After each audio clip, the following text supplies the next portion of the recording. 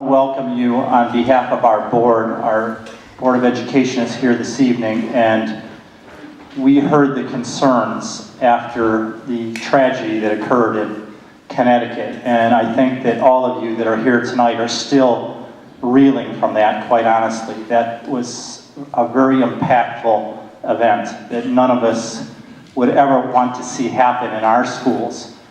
And we want to let you know what we're prepared to do here.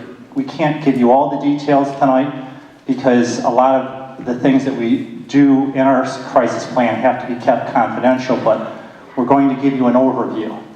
So the format of the program tonight is that I'm going to introduce a special guest that we had that came for the meeting, and I'll tell you a little bit about how that happened, and so will the president of our board. But first, I'd like to welcome the people that are here this evening.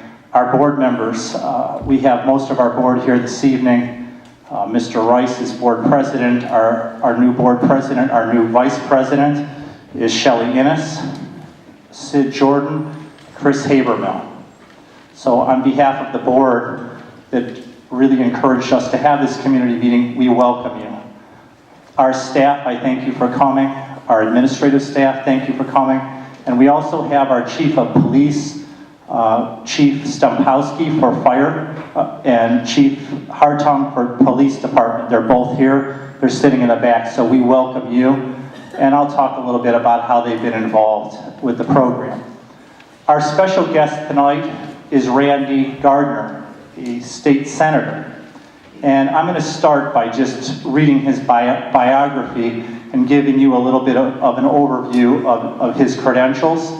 And then I'm going to ask Mr. Rice, who sent an email on behalf of the board to Mr. Gardner last night. And on such short notice, because of the seriousness of the situation, Mr. Gardner has come out, and we truly appreciate that. But I'll let Mr. Rice talk a little bit more about some of the ideas of what he has to talk about and what he's asked Mr. Gardner to think about. So that will be next after I read you the biography of Senator Gardner.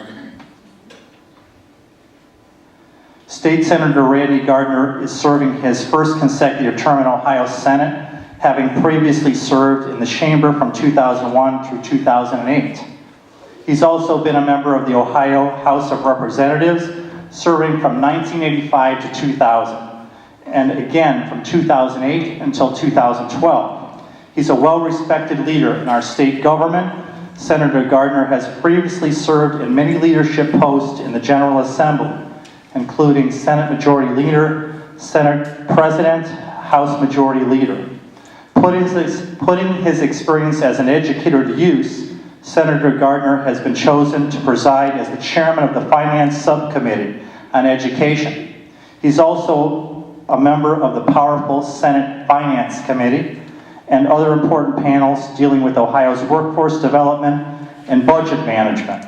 Among other awards and acclamations, Senator Gardner has been named Legislator of the Year by Ohio Disabilities Council, and he's received the Andrew Carnegie Award for the Ohio Library Association.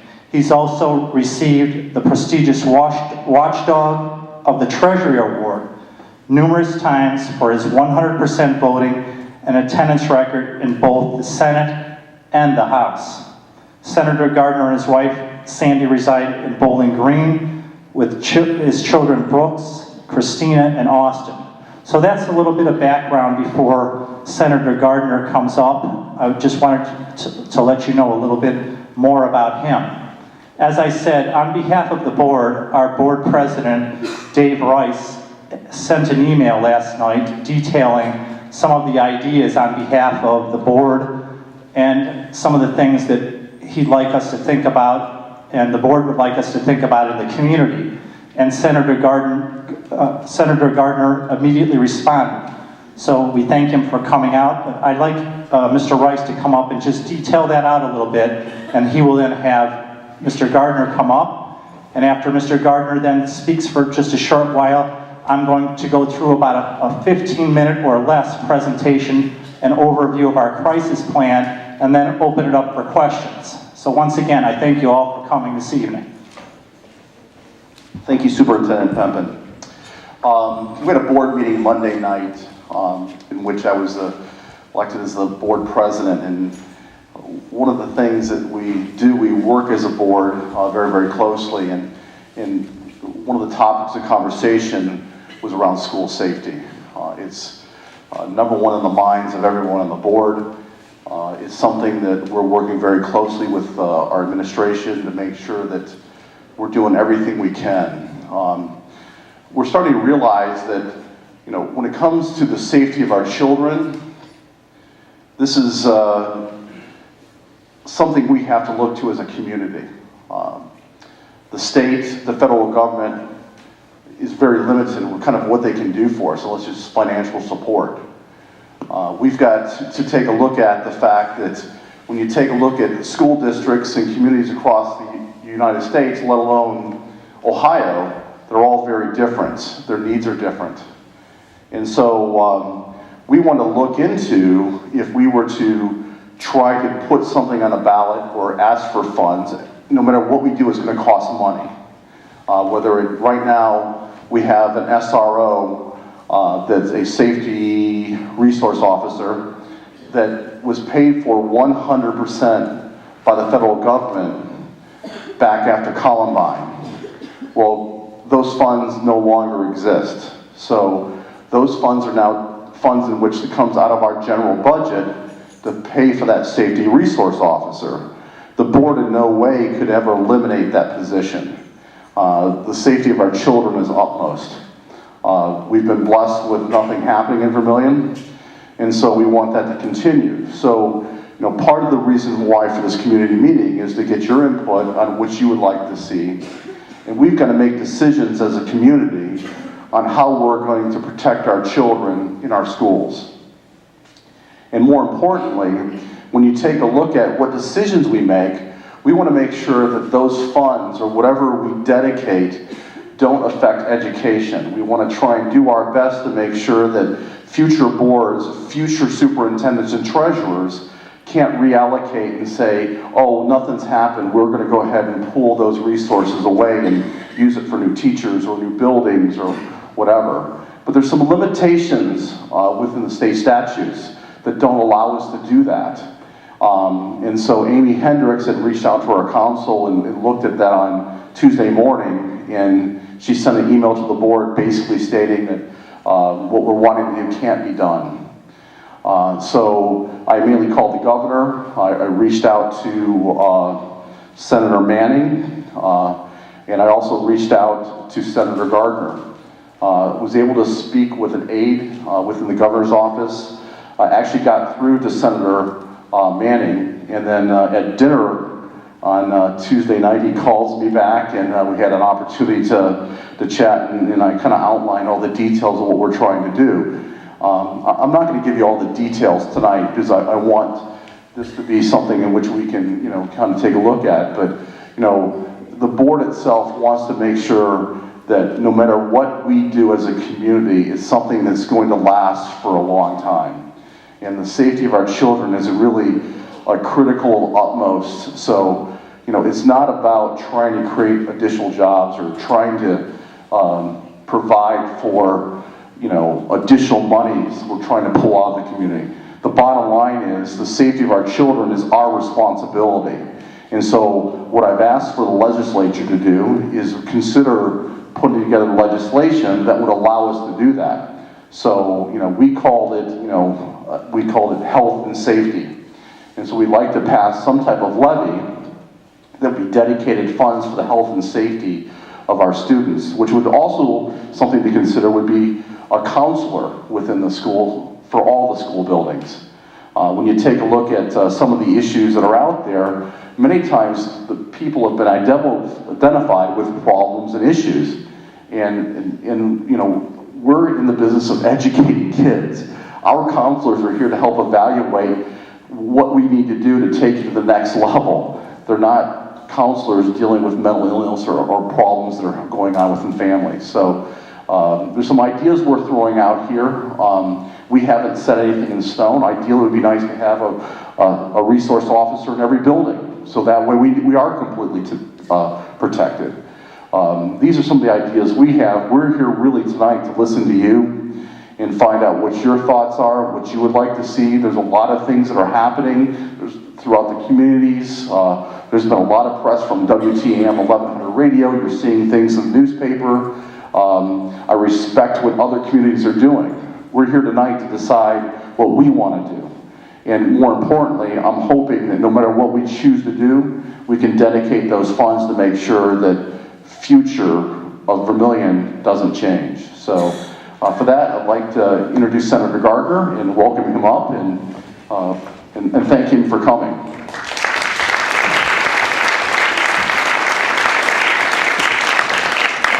Well, thank you very much for the kind invitation to be here tonight.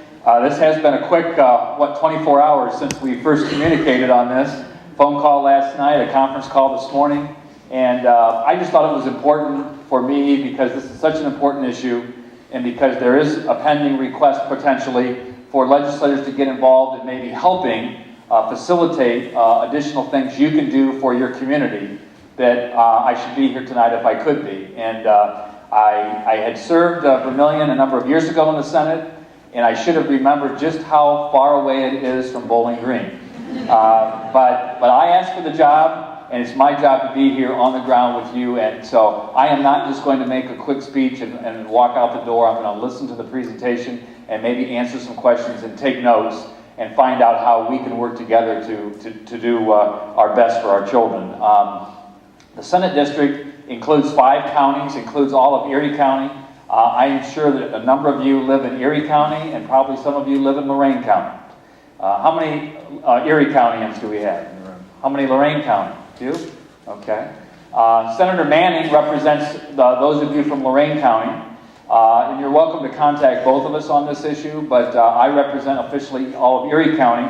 I talked with Senator Manning. She had conversation with the board president and is very interested in working on this and actually is presenting to the Senate next week on school safety issues. So this is perfect timing to generate some ideas and to listen to your questions, and I will take those back to Senator Manning. I do want to let, though, the board vice president know that I'm wearing a purple tie. Okay, so I've been doing this long enough, I get with the program pretty quick. So great to be with you, and you know, you read the bio and you probably learned a little bit more about me than you need to know, but I've had titles of representative and senator and speaker pro tem and majority leader and things like that. But I think I'm looking around the hall tonight and know that there's enough of you that knows the most important titles we have are dad and mom. And that's, I'm sure, why some of you are here, because you want to do the best for the children you are most responsible for as parents and as community leaders. If I just ask just briefly, and you might have to get a little encouragement from the parents. If there are any children here that go to Vermilion District, if you could just stand just briefly, just please do that. Just a few of the students that took the time to be here. This is why we're here, right here tonight. Let's give them a hand for being here and being part of it. Thank you. Are you in school yet, little lady? Are you? Okay. Great. The final thing I'm going to say is this. Since the most recent tragedy, I've gotten a lot of emails, and now with the president making his announcement this week, and I've gotten very interesting emails about what we should do. And if you can imagine, they range from every teacher and anyone who works at a school should be armed and mandated to be armed with a gun, to some people thinking we ought to ban all guns.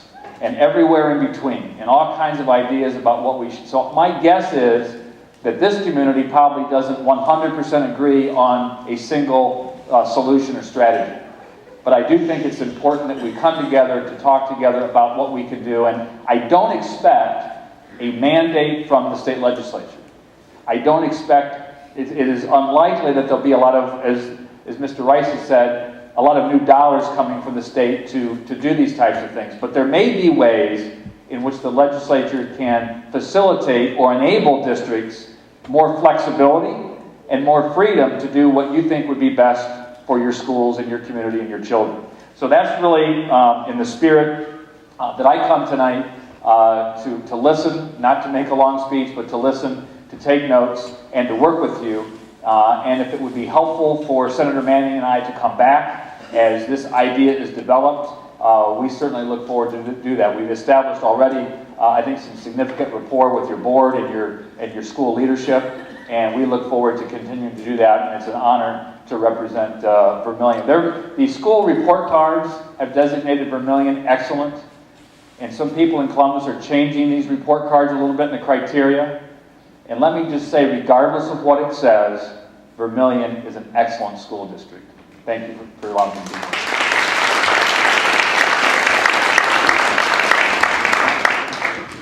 Thank you for coming. Appreciate it.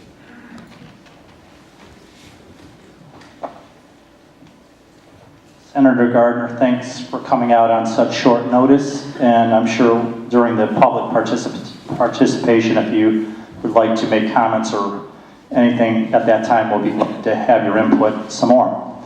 Okay, let's get started with this short presentation, then we're going to open it up for questions. Most of you this evening when you came in were handed an informational pamphlet that outlines some of the things that we do in the crisis plan. So if you get a chance to take a look through that this evening, great. If not, read through it another time, and those are available in our schools. The crisis plan was developed in the year 2000 in response to, at that time, many of the similar issues that are going on now. And as you can see, the people that have been responsible and continue to be responsible for this crisis plan are listed on the slide. So this is a pretty self-explanatory slide. Classrooms, schools, and the district are involved in the plan, and anywhere from the Vermilion Police Department all the way down to Erie County Health is also consistently involved with the plan. This plan is, as we said, available in the school office, and each one of our staff members has this book.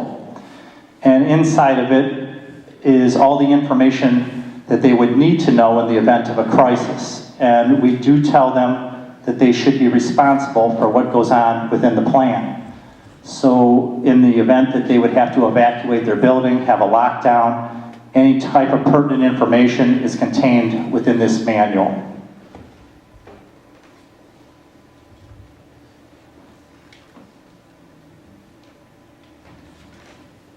This crisis plan gets updated periodically, and we coordinate with the following people on the list: the building crisis team, district crisis response team.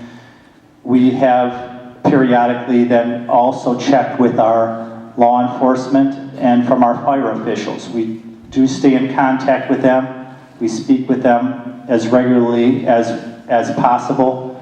And I do have to say, though, that this is always something that can get better. We have to keep working on this. We can never be safe enough. And I can tell you that even though each teacher has a plan, this plan can always improve. And that's what we're here to listen to you tonight about. If there's something that you think that we need to do better, we're here to listen.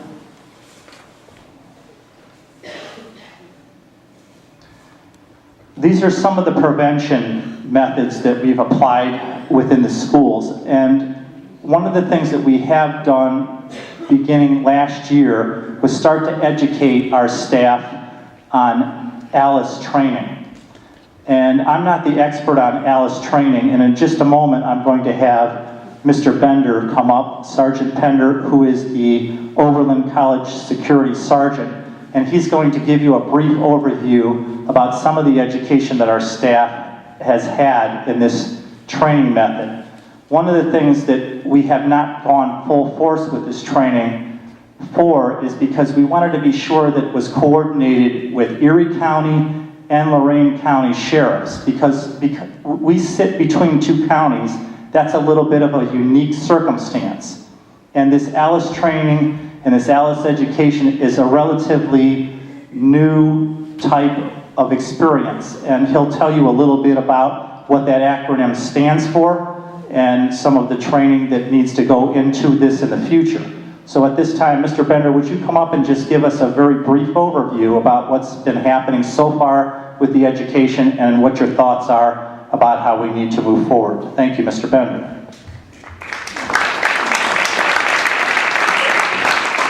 Thank you. I'll just take a quick moment to explain what the ALICE program was. I met with Dan Shoup, the SRO for the schools, back last spring. The college, Oberlin College, sent me to do some training in Medina for ALICE training.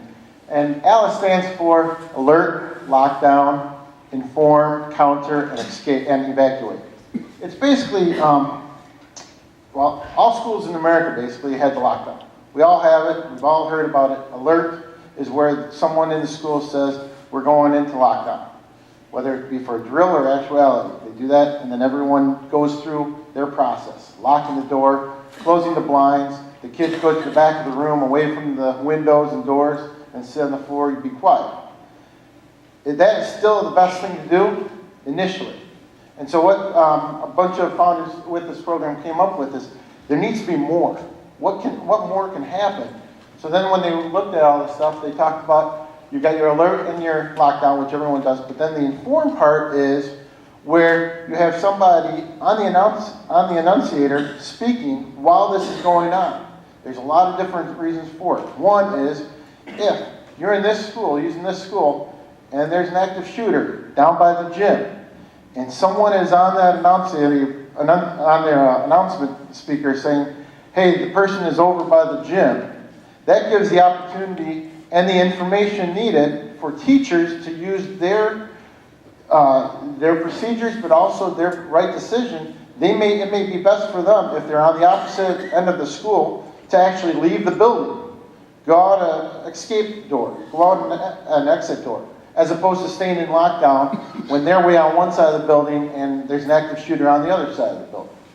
So by someone always on the microphone talking, all the teachers, all the students will be informed as to what's going on at that second, because they'll have intercoms, they'll have TV screens, the cameras that are already placed in the school. So then everyone's informed to make decisions. Again, this stuff doesn't take away from the lockdown, because the lockdown is still the best thing to start with. It's an initial process. So you have the information. Also, it's been proven, if you have a shooter in a school, or you have any kind of shooter, that person needs to be focused. By you talking on that microphone, which he will also hear, he or she, it takes away from their focus. They get distracted, which then slows down the process. One of the nice things, time is actually on our benefit with Vermilion compared to other schools. Because as Dan and I talked about, the police department can respond within minutes here. We're not in a very far place from the city, so they can respond quickly. So every second counts. So you've got a shooter that's doing that. They're distracted. That slows them down. You can also, they also talk in this training about how you can talk to that person. If you know who that is, let's say it's student Joe. That person can then talk to Joe, and that's going to distract him, which will then save time from him doing whatever he wants to do. Then when we talk about C, which is counter. Counter is when people hear counter, they think that you're going to be attacking that shooter. That's not necessarily the case. We talked in May, when we talked with teachers, we talked about these as being options. And a counter to this, an option to use this counter is, if somebody comes in your room, I ask the question to the teacher, what do you do if that person breaks that barrier and comes into your room? I had one teacher say pray, and another one say to cry. Well, what we did was we showed them different options that they could do. We showed them everything that's in their room, right? There's books in the room. There's chairs in the room. There's tables in the room. You can barricade the door. You can, if someone gets in, you can barricade the door before they get in. If they get in the room, you can throw chairs at them. You can throw books at them. You can throw a computer at them. We talked about the options. You can get out the window possibly. You can get out the door possibly to get outside. So the counter is distraction, and also thinking of ways that you can distract this person as they're in your room. Escape, or E is evacuate, which is what we really want to force people to think about doing. We prefer them to get out, get into safety, get out of the building, especially away from the areas that person's not at. So we talked about that back in May, and then I met with the teachers again last week. We talked about, there's all kinds of training we can do with them. The training I went through is we actually did the scenario with the police department using airsoft rifles on us. We went through all 3 different scenarios. One being what a lot of schools do now, the lockdown. So we showed them what it's like when we just do those 2 steps and what occurs. Then we did a scenario where you did that, but then you also barricaded the doors. And then we did the one where they get through the barricade and then you're actually throwing things at them, evacuating, getting people out of the danger zone. So that's something that we're going to look at doing with the SRO, the school board, and get some training for the teachers. And then what we want to do is we want to work with the students, explain the stuff to the students, because whether you like it or not, the facts are out there. If a shooter's in the school and gets into a classroom, it's highly likely the first person that's going to be shot at is the teacher. So the students also need to know what's going on. So. Thank you, Mr. Bender. We'll be working with Sergeant Bender. Our school resource officer is here this evening. Dan, if you could raise your hand back there. Chief Hartung will also be working with you, and what our staff has been asking us to do, and this can be controversial, and we'll talk about this when we open this up for questioning, is some simulated training, because when you do that, it can be a little bit disturbing for students when you're practicing this type of thing. And we can open up that for questioning just as to how far we think we need to go with the simulated training. At this time, let me move a little bit further down the list here with what we have for prevention. I'm going to talk to you a little bit about Rachel's Challenge. This was a one-day event that was brought in for our schools, and this is a bullying activity that was brought in, and this was a young lady that had gotten bullied and committed suicide.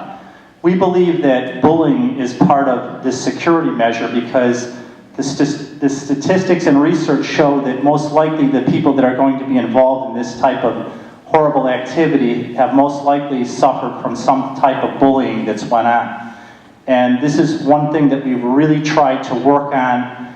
We're not perfect at it, we've got a long ways to go, but we're just trying to offer our students some training, some programs, and some options that they can make sure that we're getting to them, getting information to them, listening to them. And Rachel's Challenge was the kickoff, so to speak, for us to get more involved with that program. It was very impactful for our students. The relative of the child that committed suicide came in and did a speech. He was a dynamic speaker. And that was a kickoff for us. I'll skip over Drug Task Force for a minute and go to Alveus Bullying Prevention Training, because that was really the next step in the process of getting our students and our staff more information about how we can prevent bullying within our schools. Our staff has received the training in this program, and it's been 3 to 4 hour training for all of our staff, and now we're going to be working on our students on the next step with this. So just like with the ALICE training program, we're also now going to be working with bullying because we think that it goes hand in hand. Going back up to the one that I skipped, the Drug Task Force, we're a pretty unique school district in the fact that I think that in this general area around here, we're the only ones that have supported and instituted a substance abuse program for extracurriculars. That was a controversial thing to do, but I think it was a result of us listening to you in the community about your concerns of drug issues in our schools and in our community. And from everything that we know about the program so far, it's been very successful. We hear from the students that they're saying that this is an opportunity for them to put a suit of armor on, to tell their friends and other people that might be tempting them, I can't do that. I'm part of this substance abuse program, I might get tested. We've tested over 400 students so far. This has worked out very well. The students know the procedures. and it's very minimal in a disruption as far as the educational process, and we're thinking about ways of expanding this now in the future. We recently will be sending out now, an expansion of this to include our junior-senior sign-out. So any parent that has a child that's in a junior-senior sign-out will now be asked to participate in that as well. We're also thinking about the possibility of an opt-out or an opt-in for all the student body. We will be talking about that in the future at board meetings and finding out whether or not that could be possible and legal, and if it can be done, we're considering it. The board is very progressive with this, and we're thinking that this is something that could be a viable option to help us in this whole process of security and of student health and of mental health. Moving on down the list, one of the things that we believe that needs to happen is to continuously offer a lot of options for kids. We are adding and have added some extracurriculars that we haven't had in the past and have been there before, but we've reinstituted them. As the superintendent and as a board, we believe that keeping kids busy is critical. Giving them options is needed. So we're looking at programs, and if you have suggestions as a parent, we'd like to hear from you. Finally, I think a very unique program that has been instituted by one of our ministers in town here, Bob Gardner. Bob has come up with the idea of what he calls a fifth quarter. This started this school year during the football season after a Friday night home game.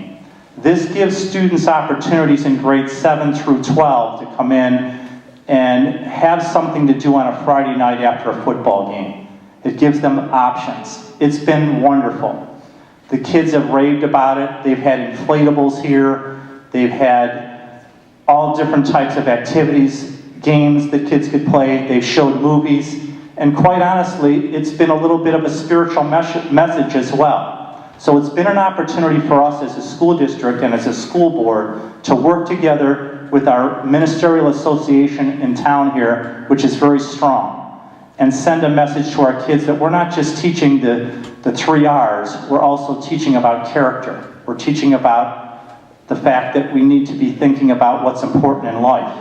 And the kids have taken real well to this program, and we are now going to do this during basketball games. So this next Friday night will be a minute to win it, modeled after the program that was on TV, and we're thinking that the kids are going to really enjoy this just like they did with the activities of the football game, and we really think that this is a one-of-a-kind opportunity within a community that no one has, and we're proud of it. And just like our drug and substance abuse program, we're going to keep working on this to try to make things better. Training and practice. These are some of the things that we do in our schools. Fire drills, evacuation drills, lockdown drills. Our fire department comes in and does practice on our premises, not only in the high school, but now that we've consolidated and have some closed buildings, we've opened those up to them as well. And that gives them a familiarity with being able to, if there is ever, God forbid, a problem, come in and be able to act faster. So once again, in conjunction with our school board and with our community people, we're trying to make sure that we're going to be able to react and do everything that we can in the event that something happens within a school. Will it be perfect? No. When something like this happens, you don't know what to do at times. You just do what comes from your heart. If you hear what happened in Connecticut, those teachers did what came natural. They protected kids. I have no doubt that our staff, when this time would come, if it ever does, they're going to do what they need to do because that's how they're trained. They love kids. That's why they're here. So they're going to do everything they can, no matter how much we practice or how little we practice. They'll do what comes natural and help your kids. But going back to how little we practice, we shouldn't practice just a little. We need to keep practicing more. We can never practice enough. One of the other things that we have is a student help line. And this is always open. It's anonymous to reporting safety concerns, bullying, you name it. It's always there. So please utilize this. It's very important. that you can know that if you're not comfortable in this type of format or setting, if you're not comfortable to talk to someone in person, you can do it anonymously. So that's always open. That's really the presentation. We want to open it up for questions tonight. If you have any questions about what's going on in our schools with the crisis plan, I won't be able to share some things. I'll tell you straight out if it's confidential. I could tell you that before this incident in Connecticut was happening, we were upgrading cameras. As you know, we're doing a building project. And this is the perfect time as we're doing a consolidation to relook at our security, relook at our cameras, think about how we can do things better. So ironically, before this tragedy was happening, we were rekeying doors. We were working on how these cameras are set up within the present buildings, how they will be set up in the new building, and we're trying to perfect it and make it as secure and safe as possible. So at this time, I've got an extra mic, and we're going to run the mic around to you, and you can ask the questions so that we can get this recorded. We're going to send this out to the community so that they can watch it. So I'm going to put the mic on, and we will run the mic around to anyone that has a question. I see one in the back over there, so we'll start with you. And I'm going to come down and step down over here, and we've got board members that I'm going to welcome to answer the question. We've got staff members here. We've got our VTA president, Becky Jessen. We have our OPSI classified staff, Grant Harding. Can you guys raise your hand and let them know who you are too? They're here to be able to answer questions. We've got our high school principal, Heidi Riddle, Bonnie Meyer, elementary school principal, Jim Bellata is our assistant superintendent. We've got our academy principal here this evening, Tim Lamb. So I'm going to utilize all the people that are in the room to be able to help us answer the questions, and our board members. Yes, go ahead. Senator Gardner is also here, who might be able to answer any legislative questions, or if you have anything like that, I'm sure he's going to be more than glad to answer anything that you have. Hi. Well, I had two concerns when I came here, and one of them was the bullying thing, and I really appreciate the effort that you guys are doing in that area. My other thing was, sorry,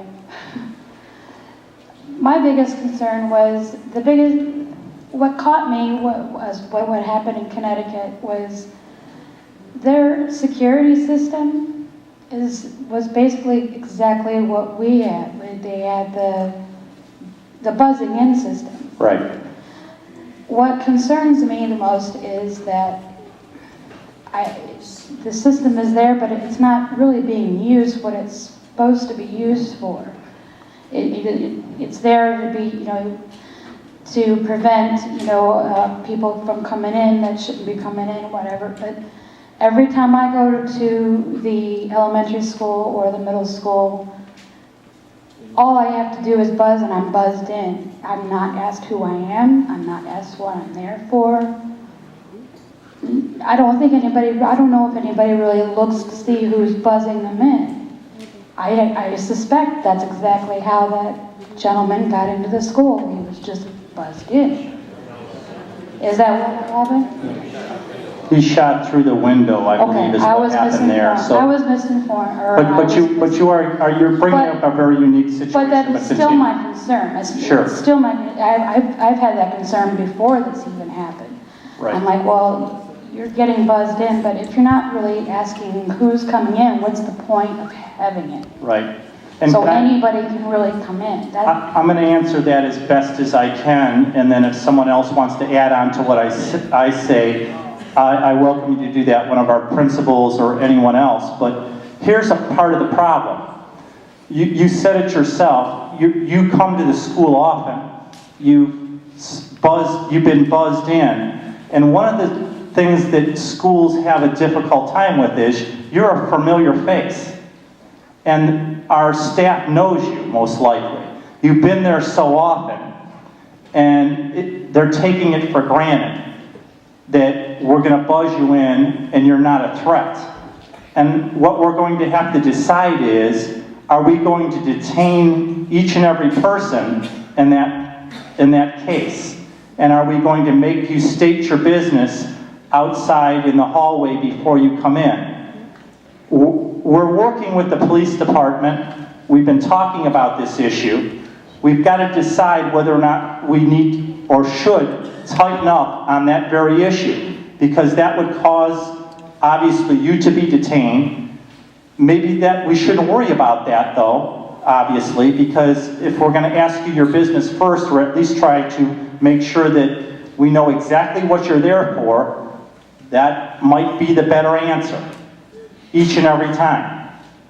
So that's the best way I can answer it. A principal or one of our administrators, any other ideas besides what I have? Board member, anybody that can add to it?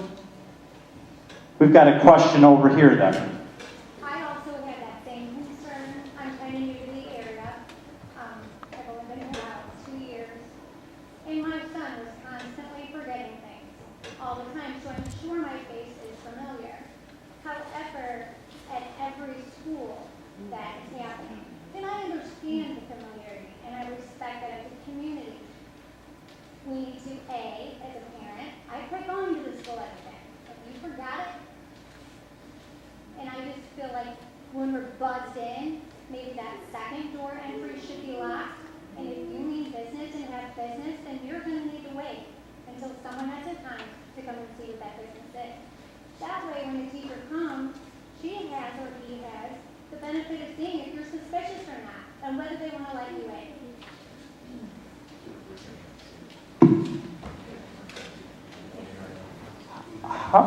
By a raise of hands here, let's just see, this is an informal survey, so to speak, of everyone that's in the audience. How many of you think it's more common sense that we'll be more diligent by making people state their business and wait to be buzzed in?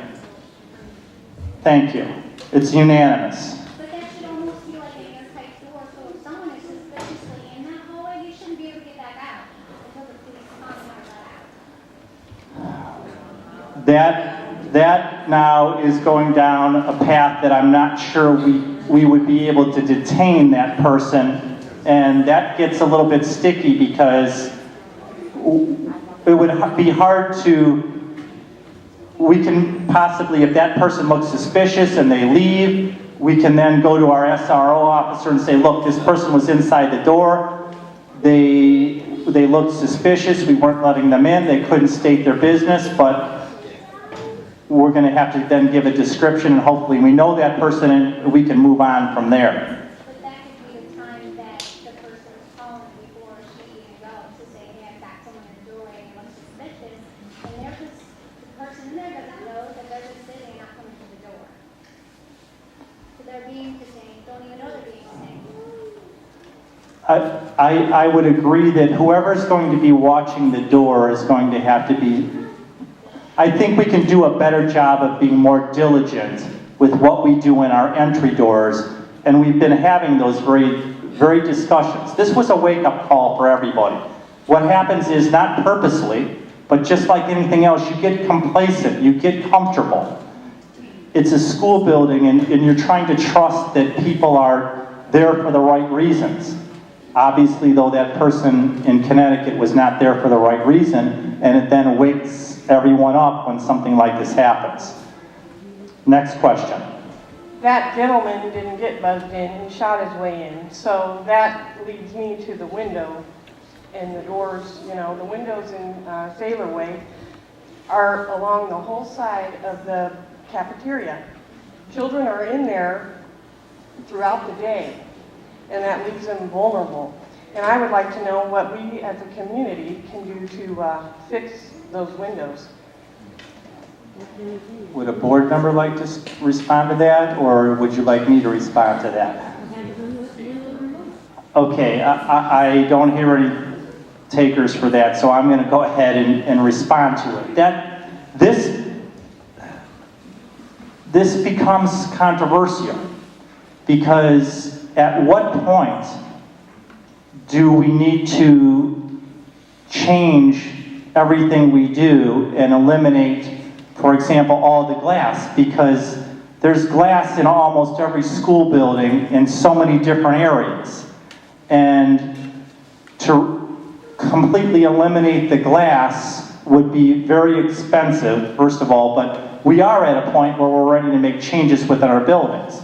And we are talking as a board to say, what's the right design for the new building that we're building? How much money will we have left over for the rehab of the building? Do we need to make some changes? So if we are thinking about making some changes, this would be the time. But I think that there's a point where no matter what you do in a situation like that in Connecticut, if they want to find a way and they're going to start shooting, they're going to shoot the glass out, the doors out, whatever it's going to be, and it's not going to matter whether it's glass or whether it's another type of barrier.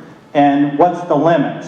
So I think I hope you understand what I'm trying to say. It's not easy, and this is not it's a controversial topic. From a student. I believe I'm the only student from Vermilion High School here. You know, I've been in Vermilion schools for a long time, and no matter what new doors we put in, no matter if we take out the windows, I mean, it's not that hard to shoot through a lock in the door. It's not that hard to shoot through glass. I've shot a gun before. It's not that hard. And the thing is the only way I'll ever feel safe in Vermilion schools is if there's an armed guard in the school at all times. In each school. There is no other way to protect the people in that school. Because we can institute new cameras and whatever. We can institute new locked doors and a better buzzing system. We can institute Alice. But no matter what we do, besides armed guards, somebody will die. And it's your guys' job to prevent that. Okay, thank you. If we can move the mic around as much as possible. Before the next question comes up, let me make a quick comment just about that. Okay. I'll make a quick comment about that. And this is why we brought Mr. Gardner in here, Senator Gardner in here. We're one of the few schools around this area that has had a school resource officer for 10 years. Mr. Rice mentioned it. At one point, the federal government was funding this. We've continued to fund a resource officer, but it's at a cost. And unfortunately, you have to say, I'm sure you're all sitting here saying, no matter what the cost, you have to do it. And our board will continue to look at those options, those possibilities, and say, okay, how do we need to reallocate money in the best way we can? But the fact of the matter is, we do have to see how can that be done. Is it possible? There's no doubt that that's a deterrent. To have an armed guard in a building definitely would have to act as a deterrent. But that still doesn't eliminate all possibilities, because if I'm not mistaken, the armed guard in Columbine was killed. 2 of them. So it can still happen. Don't think that that's going to solve all the problems either. We've got some questions down here in the front, but we've got so many we're trying to circulate. If you can go here, Mr. Ballard, and then come down to the front here a little bit. Is the district considering allowing school employees the option of concealed carry? That's why we're here tonight. We want to hear what your ideas are. How would the teachers feel about that? I don't know, to be honest with you. That's something that we have a labor relations committee. That's probably where we would start. These type of topics could be brought up at that format first. And until we asked all of the teachers, I'm not sure how they would feel. There's probably degrees of comfort. There might be some of our staff that already have a conceal and carry license that we don't even know about. There might be some that would say, I'm not comfortable with that at all. But it's something that we can talk to the staff about. I would think that probably Labor Relations Committee would be the first place to at least start talking and exploring the idea with the staff. Then we could come back to a board meeting and say, we've had this discussion, we'll talk about it in public. You can listen at the board meetings. You're always welcome to come to public participation and talk some more about it. Yes. Okay, I'm just trying to like state this. Odds are that a shooter will probably more be a student than someone trying to come in and just shoot the school, because it goes along with bullying. If they're being bullied, then they're probably going to go after that person or just go mad and shoot. Yeah, somebody who could be a student or who has graduated or who is a part of the system, whatever. I'm sure, I think that you're probably very accurate to say that it's most likely going to be someone that might have been associated with the school, that was possibly bullied, that felt that they were not treated right. The research shows that these people that have done this type of thing have some serious issues, obviously. And that's going back to the mental health issue that we're talking about. Can we offer some type of counseling that we don't already have? Can we try to identify those problems before they might happen? Our counselors, we have 2 of them in our high school building. It's probably safe to say that that's probably not enough with the ratio that we have in this school. Can we do more? Should we do more? We have to think about how we allocate our resources, and can we do better? Yes, ma'am. My first concern coming in here tonight is metal detectors. Other public buildings are protected that way, and we don't know what's in book bags, in gym bags, duffel bags, whether it's a child or an adult. Would that be part of the new taxes? Would that be considered an implement? I do have a high school student here too, and she's Sure. afraid to attend school. Okay. I spoke to you about this in October, and she's been frightened since then. So I wonder if everybody's heard it in one door and they are going through a metal detector. I understand that you can't violate them by searching suspect people. And then tonight, I have a new question based on if there's a taxation for school protection. I think it's important to have the academic counselors in the school, but I don't think the school should be involved with mental illness counseling. A troubled student would be ordered that through a court, or a responsible parent would see that and initiate it too. I would hate to see, I don't know how that could work, and that would be a lot of money going Sure. out. The first thing would be to do is to prevent an invasion. Okay. Two questions, and Mr. Bellata and I both have some experience with metal detectors, but I don't want to be the only person talking at the mic. Does someone want to speak to experience that they might have had with metal detectors? Does anyone here that has been involved in a school setting besides Mr. Bellata and I with metal detectors? Anyone have that experience? Mr. Bellata, I'm going to get off the mic for a minute and let them hear another voice, and you can talk about what your experience with metal detectors are. Well, in Cleveland, they had metal detectors at every school. They didn't really do anything. They would go off. Every time someone would walk through, it would go off. So it would take, I think, a lot of time if you're going to have everyone go through a metal detector and it goes off, they have to check their bag, which bags were checked, but plus my opinion is if a kid brings a gun, they can get through the metal detector, or someone can open a door for them and they can get in other ways with their gun. So it doesn't really, I don't think it made much difference. I think it was a waste of money, to be honest about it. We don't want to rule it out.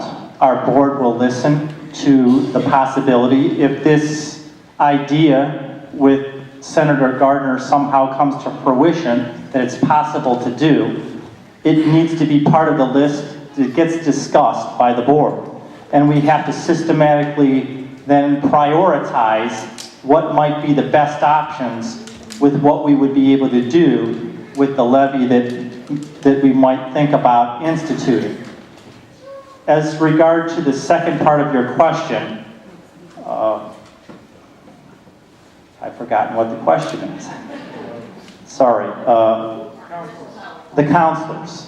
Mr. Rice brought that up in his introductory speech and saying that Yes, I don't think it should not be part of what the counseling that we have here. It would be a mental health type counseling that is more of it's not a school counseling. It would have to be more of a mental health, identifying those type of behavior problems, and not a school counseling type counseling, if that makes sense. That's out there in the community already. It is, but I think we need to work, they're not working directly in the schools or with the schools to help us to identify that. And I think that that's what you're thinking as the board president and the whole board. Is that, am I right? Trying to identify problem kids and trying to make sure they get the help. So whether it's internal or potentially extra resources. So that's a problem there. It's not a focus. What do you do once you do get a threat? Is there a state mandate to take that person out of population? We do. That's something, if someone makes a threat and we know about it, and I'm not saying though that we're perfect, so please understand that we do our very best to investigate problems and issues, and at the school level, the principal needs to investigate those, and if it's determined that a threat was made and it's viable and there were witnesses, or not even necessarily witnesses at times, but we can substantiate that there was a true threat, that person is put up with a 10-day suspension and a hearing for expulsion. And we have done that this year more than once, unfortunately. People have had their hands up here in this section here, so we're going to go here to the back and then to the front. Yes, sir. Hi, I just had a couple of quick questions. I have a 7-year-old in the elementary school, and next year I'm going to have a kindergartner starting. I guess one of my main concerns is whenever I see counter mentioned in your Alice plan, I see a lot of other really great things, anti-bullying, the drug task force, and that's awesome. But as a parent of a 7-year-old, I have concerns that to depend on a 7-year-old to counter in any way, shape, or form, it's just not going to work. I would like to see, like for instance, armed guard or something at least for the younger children, things of that nature. We're not going to put them in a metal box, and that's just the reality of life. But if we could just get a few things done, some real tangible actions to make sure that the safety of our children is taken care of. I know that the community would appreciate it. I would greatly appreciate it. One more thing. I do want to say thank you all for actually listening to the community, taking in, what we have to say, taking that into account, and I really do appreciate that. And you mentioned an SRO officer. If you could please, sir, define that for me, and thank you. You're welcome. Dan, could you stand up? Come on up, Dan. This is our school resource officer, Dan Shoup. I'm not going to ask him to speak, but I'm just going to let him come up here so that you know who he is. And he's in the schools. He's housed here at the high school, but he moves all throughout the district unannounced. He's at intersections, he's in the elementary buildings, he walks through the buildings and doesn't stick to a schedule for a purpose. He works with the other officers, he works with the chief. We bring in drug dogs, we have him all over the district. So here he is, and so you can now put a name to a face, and he will continue to work in the schools. Back to your question about he's always in uniform. Armed. Pardon me? One resource officer is what we have in our schools now. Yes. Pardon me? Why not 3, 1 for each school? We will talk about that as a school district. We'll have to see whether or not that. But okay, an informal poll here. How many of you believe that we need to have three resource officers in the schools? One in each school for now. At least 3. Okay.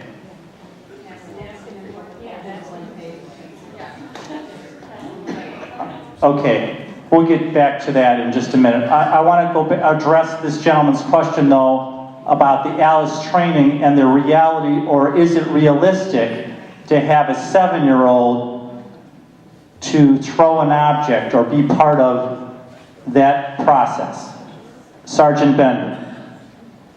To answer that question real quick, there's a lot of different layers of this Alice. Obviously, if we train the high schoolers, it's different than the kindergartners in that. Counter, in some terms, means taking down the person, but obviously in the lower grades, we talk about just running from wall to wall, screaming loud. That distracts the shooter. Trying to shoot someone who's moving is much harder than like at Virginia Tech. The high morality was because everybody was just on the ground, and he just went right down the wall and shot. Anyone who has never shot a gun would probably be able to shoot pretty successfully that way. We talk about moving around. We talk about, that's where we would focus more on escape. Follow your teachers. One neat thing that I thought was excellent with the Connecticut shooting was the teachers led the young kids out with holding hands and closing their eyes. The big thing for that was, if you'd ask those kids to walk out holding hands with their eyes open, A, they would see images that they probably will never forget. But B, they said by doing that, kids would be like in awe, and then they would stop walking and they'd let go of hands. So that was something that we talked about, closing their eyes, because when you have a little kid that is holding the hand and closes their eye, they're just naturally going to hold on to that hand very tight. Very easy for the police department to get the students out that way. But we talk about different things. So it's not, hey, attack him. There's a lot of different levels we talk about. We would talk more about that with the high schoolers. But with the little kids, we're talking about moving around, screaming. Screaming is huge for taking the focus off of the shooter. Okay. All right, you have corralled that parent, but we're going to go up here and then down here next. Okay, my son is a 5th grade student at Sailaway, and one of my biggest concerns is like the 5th grade hallway. I mean, you go up there in all those classrooms, they don't even have doors on them. So if you have a shooter come into the building and they go up there, those teachers, I mean, they can huddle the kids all they want in the corner, but there is no door for that teacher to slam or try to barricade or try to keep anybody out. And my second concern is I know there's a gate, and my son says that in case of a lockdown that there's a button or something that gets pushed in the office and it can make the gates fall. I don't know if that's true or if that's not true. Or a teacher can manually lower it. But my other concern is at the end of that 5th grade hallway, you have that emergency exit door or whatever. There's nothing out there. It's a field. So who's going to keep somebody from coming up those stairs, shooting out that door, coming into the 5th grade hallway? And then, okay, let's say somebody in the office, whoever hears it, they hit the button, the gates fall. Well, that's all well and good. But now you have our kids trapped on the wrong side of the gate with an active shooter with no doors, no closets, no nothing, for that teacher to even try to stuff those kids in to try to hide them. They're sitting ducks. Those scenarios are practiced over there, and each teacher in one of those hallways is designated to go out and manually pull that gate down. There's no button to push, they slam shut like a prison. They got to manually go out there, shut the gate. And that's where this ALICE program comes in so great, because our schools, high school and Sailor Way, are great for evacuation. They're set up for that. So that's why there's a door at the end of each hallway. So the identification in ALICE would let somebody know where that person's at. They can get out very easily.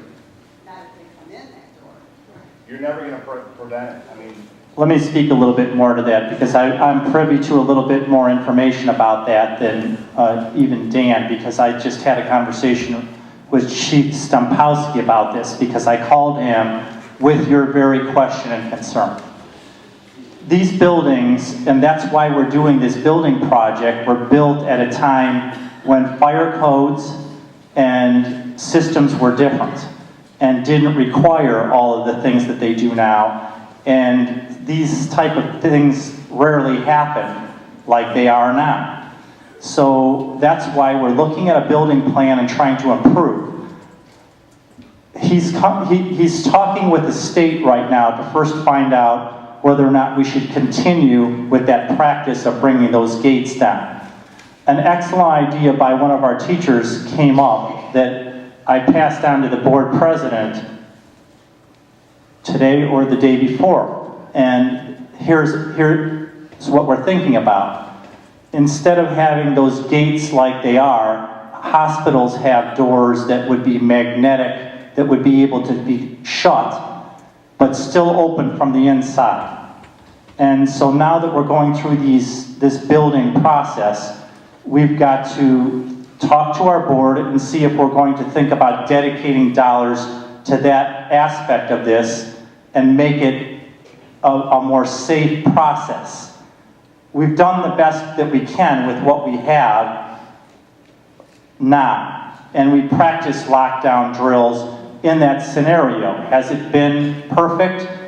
No. I think the chief, just when I talked with him, agrees that yeah, that does create some issues, and God forbid if there's a fire, and God forbid if there's somebody outside that purposely set that fire, because then now you do have a situation where you're trapped. And teachers have come to me saying, what happens if there's a kid that's outside that gate and we can't pull him inside the gate? What do we do? And are we going to be liable because we weren't able to get that kid inside the gate? And how are they going to feel if that would happen? It would be a horrible situation. So these are all things that need to be addressed, need to be corrected, or need to come up. We need to collectively talk together and find out what the solution is and brainstorm it through. Just real quick, you keep referring to the new building, and I know there's been a lot of... Yes. When is that supposed to happen? It will start, we'll start building that in June, and that all has a state-of-the-art type entry system where, and security, every classroom will have doors, and it will be obviously much more up to code and much more thought through in terms of safety and security with cameras, with state-of-the-art cameras and things like that. Okay, we're going to keep moving with questions. Hi, my name is Jane Habermel, and we have 7 children, and 6 of them have gone through Vermilion schools, 2 have graduated. I wanted to talk about the buzzing in program because I really appreciate that they have the stop in place. Again, I'm one of the people that are recognized and come on in. But I like how the high school is right there, and there is a person sitting right at the door who is able to alert somebody in the office if there is somebody. I've never been in the office to be able to see at Sailor Way or at the other elementary school. If the person is in the office who's doing the buzzing in, are they able to easily recognize that person, and is there a way to move that person who buzzes you in closer, or an alert system in place for that? Very good questions, and things that we have been working recently with our team, with Dan. We talked about this, and when we're redesigning these schools, first of all, the new school building will have a great entry system that's highly visible, and you'll be able to see that person the way you should be. We're relocating our central office over to that area, but we need to make a different buzz-in system there where you could get a person inside a vestibule and be able to see them much better before they come in. So I believe we'll have that all covered. And we're working on that, and also thinking about how we can put the monitors with the receptionist right there at the desk. And they'll be able to then have a clear view of the doors and be able to do more with the intercom system right at the front reception desk. So we're looking at what's state-of-the-art, what's best, looking at other schools, and we're going to try to figure out how we can improve that. Next question. My daughter works at Euclid High School, and Giant, and they have a lot of different safety measures for differences. But we went to a play there, and she was saying no matter what. So it got me to thinking about after-school activities. Even if it's a play, it's the same kind of system. So then I was at the wrestling tournament, and I was, I think there was an officer there, but I didn't see him. And over the years, coming to the programs at the elementary school, the middle school, parents are just streaming in and out, nobody's looking, and it just sort of kind of made me nervous. There was 10 teens there. There's a lady sitting there, and she had some different ideas about that as well. So the after-school activities, I kind of feel we're all relaxed about it, and I just that was just something that's been on my mind that was concerning me. So. Very tough one. What did you say that they have a solution for that in Elyria? Euclid. In Euclid. What's They're buzzed in at a play, one door, just like you would during the day. And then the students, you don't have your ID at all times, 3 times during school society. I mean, it's very, very tight, but so like at a basketball game though, in an evening basketball game, they have one door only that's an entry door, and they all have to be buzzed in through that door.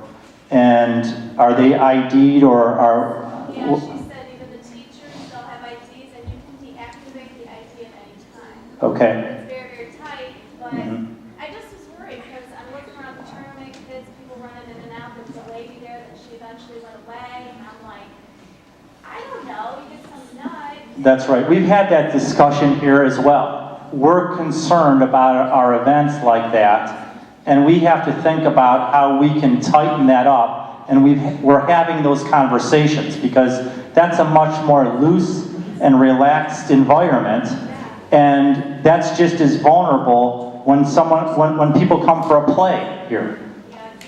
It's not just sporting events, but it's a play or another activity. And as you all know, that's a pretty relaxed environment. Next question. Hi, I was wondering, I know the last year at the end of the school year in the high school, they had a situation with a young man making threatening posts on Facebook and everything. And then this year there was a situation at the middle school with a younger boy. And I know that the younger boy had been expelled and the older boy is still in Vermilion school systems. I wonder what is the evaluation process, I guess, to get in or to be kicked out Right. of the school, because the one seems a Sure. little extreme and the one doesn't seem as. Unfortunately, it's a case-by-case basis with any time a student would be involved in a threatening situation. And there's an expulsion hearing. And we listen to the principal's input. Our assistant principal, Mr. Bellotta, does the hearing. And he'll recommend whether or not someone should be expelled or not. And they can be expelled up to 80 days. If there's a gun, it could be a permanent expulsion or a weapon, depending on the severity of the gun or the weapon. And fortunately, it's never been to that severity where we've had a gun. But we have expelled up to 80 days. Being a public school, that's the maximum, though, that we're allowed to expel a student. So therefore, they can come back to the environment, but usually I could tell you that if a student is expelled within our district, part of some of the things that we insist upon that goes into a letter to the parent, they must get counseling, and they must have proof that they've been to some sort of mental health counseling in a situation like that. So we do follow up with that type of insistence that if they've got that issue, we needed to have it addressed before the student returns.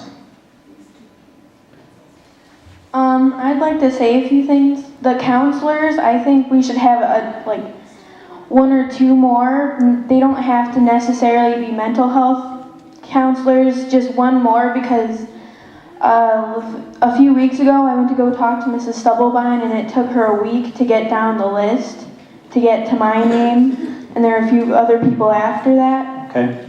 And then I'd like to say something. I don't think that you could do everything you want to prevent a school shooting. It's probably not, it could be state of the art, but odds are there could be a flaw in that. And there's this one saying, one failed attempt at a shoe bomb and everyone has to take off their shoes at the airport.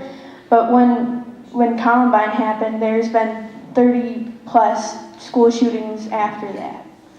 I've heard that, and it is an interesting comparison because you're right, a lot was done at airports and not as much at schools, and you have to question why. And it's something that's why we're here tonight, to talk, to see what we can do in this community. Yes, ma'am. Hi, I have an idea. I'm recently retired, and I would volunteer one day a week to security guard. I don't know how many other people have spare time. I probably wouldn't carry a gun, but I'd be willing to do that training. I could see how that would be a nightmare. But, you know, as far as being at the door and people being buzzed in where you don't have the face-to-face, I could definitely do that. I could carry a stun gun, I could carry a metal detector, you know, and it would be a way to do it without passing a levy, if enough people would volunteer. And we all volunteer for the athletic boosters, and we all volunteer for a lot of other things in this school. This is more important. And I don't know if everybody works, you know. I just happen to right now kind of be in a lull, and I have my own business, but I can give one day a week to a school to help my kids be more secure. Thank you. That's what we were hoping for, that would come out of this meeting, would be that type of ideas, and I'm sure that the board is going to take note of that and work with us to want to pursue now what we can do to with the next step to try to see how can we use those volunteers, what's the maximum that's possible. If you're a retired security person, can we get you to legally carry a gun? What type of training needs to happen if it's possible? So we'll pursue that. It's a good idea. Thank you. Yes, ma'am. Yes, I know that somebody brought up the issue with the doors. Yes. I think it's really important. I think it should be enforced in all schools for doors to be on the classrooms. It may not prevent a shooting, but I do think that it could prevent enough time, especially in Vermilion, for the police department to get there. 3 minutes is a huge deal, especially with them right up the street. Somebody's trying to get through that door, it's just buying time for the police to get here. Duly noted. Thank you.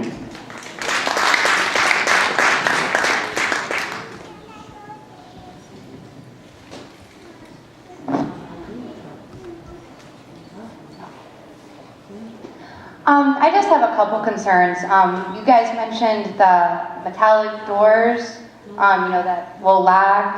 As an option in the future in those 4 corridors in the upstairs of Sailor Way Middle School. That's where you're referring to. Yes. I went to Lorraine County Joint Vocational School, and we had those doors. Okay. And if students showed up late, you know, you take 2 or 3 guys, you could rip those doors right open. Okay. You know, they didn't really do much of anything. Okay. My other thing is the glass panels, you know, at the elementary school. I know we can't make them bulletproof, you know, that's really expensive, but can we at least make them shatterproof? You know, so the glass doesn't break and they can't just walk right in the door? It'll make it harder for them. The problem with glass is that it has to be tempered glass around the school. And if a kid accidentally runs into it, it has to shatter. It has to all fall down into small pieces, unfortunately, because that's the only type of glass that's permitted within a school. I can understand that. And I have one more question. You know, it's really expensive to put the armed guards at every school. You know, it's probably unrealistic to ask everybody to pay for it. You can buy safes that only open with a handprint for about $500. I would really be interested in seeing my principal being trained to access this weapon, you know, alert the police when the weapon is accessed, and be there to protect my child. We were anticipating that possible idea would come up, and we have heard about those safes that are available, and that is something that we can discuss and think about as a possible option. Teachers being armed within the classroom. You asked how they would feel about that. Here's an issue that you'd have to think about. If they would agree to do it, let's say 5 of them within a school. The problem that you would have, and we thought this through a little bit, in the event that you would have a shooter come into a building, it would be more difficult for a SWAT team now to know, because they don't know the teachers' names, they don't know who has the guns. And that then could possibly create more chaos. The problem would be then that a smart criminal is going to come in with a bright red gun. Yeah, and we talked about that, and it's a possibility, and it's something that we have to think about. Question in the back, and oh, Mr. Habermill, hold on one second. Sure. My concern with staff of any kind carrying weapons in the school is that in the event of a crisis situation, they may have been trained on how to use the weapon, and they may have received their concealed carry license or whatever. In that type of a situation, are they really prepared to do the right thing, and are they really prepared to not cause more trouble? Like Phil said, when the police do show up, you don't know what will happen, and I would be concerned about them being prepared to handle that situation. My kid's life is in danger. I don't care how much it's bloody gun. I can tell you that. I can tell you that right now. When it comes to the difference between life and death, I would most definitely want these teachers to be armed. It's less than lethal. They have large canisters that will shoot 25 feet. That's a good idea. Yeah, we talked about a possible taser or pepper spray. There might be some other options. We've been talking with our police department once again saying, does it have to be a gun? Can we at least have some other measures that might not be lethal, that could be a deterrent at least, until the police come? And so we need to think about these possible options. A gun, we're not ruling that out either. Once again, we have to talk about these things and then go down the list of priorities and see what's the best option, what's the next best option, what can we do? Back in the back. I'm going to take an opposite approach here because I'm listening to the commentary. I grew up in Vermilion 35 years ago when it was still Mayberry, and I just would like everyone to take a deep breath and take a step back and ask yourself, with the number of schools there are across the country and the number of years the schools have been existing, and these horrible things have happened, the likelihood of them happening in your neighborhood or anyone else's neighborhood, pretty slim compared to the vast numbers of schools. And unless something crazy has happened in Vermilion, I mean, I still see it as a beautiful small town. And that terrible stuff could happen anywhere at any time, it's true. But I'm begging you to not live in fear, where our children will also live in that fear, where the next step will be taking away recess, because God forbid they go outside, to having lockdown at Walmart or Target because our children are going to be there, and the snowball effect can happen because the power of the media, it's so strong. You watch those images over and over and over again. I'm just asking you to consider to take your fear factor out of it and be realistic for what our town really is. We appreciate that. That's why we do these type of community meetings, because we want to hear the different points of view. And there's lots of nods of affirmation, but I'm sure that there's people that are in disagreement with you. Next question, then I'm going to come down to the gentleman here in the front, and we'll go back to the lady in the back with the Ohio State sweatshirt, and then we'll try to move over to the side on the side aisles. I kind of agree with what she said. It sounds to me like this new school that everybody here is wanting us to design isn't a school, it's a prison. I mean, it's going to be just as hard for anyone to get out of it as it is for anyone to get into it. I think the answer, rather than spend millions of dollars on a new building, is invest that millions of dollars into more officers like Officer Shoup. Thank you. Let me just comment to that. The reason why we're building a new building is to put us on one campus and to consolidate and to not have to continuously go back to the taxpayers and ask for more money. We were able to do this building project without going to the taxpayers for money. We're not asking for more because we put the district in a financial position that our finances are good enough that we were able to finance it, and we're going to consolidate again and bring us down to 2 buildings basically, or 3 buildings all on one campus. And in the design, I don't believe that we're going extravagantly toward trying to make it a prison. We're trying to make it reasonable within the design and cost effective. And it will have glass, honestly, and it will be open in some areas. And please look at the blog. I have a blog up that will give you the ability to look at what the building looks like. And if you have any comments, you can comment to that blog directly, or you can call as well, and that will give you an overview of the building.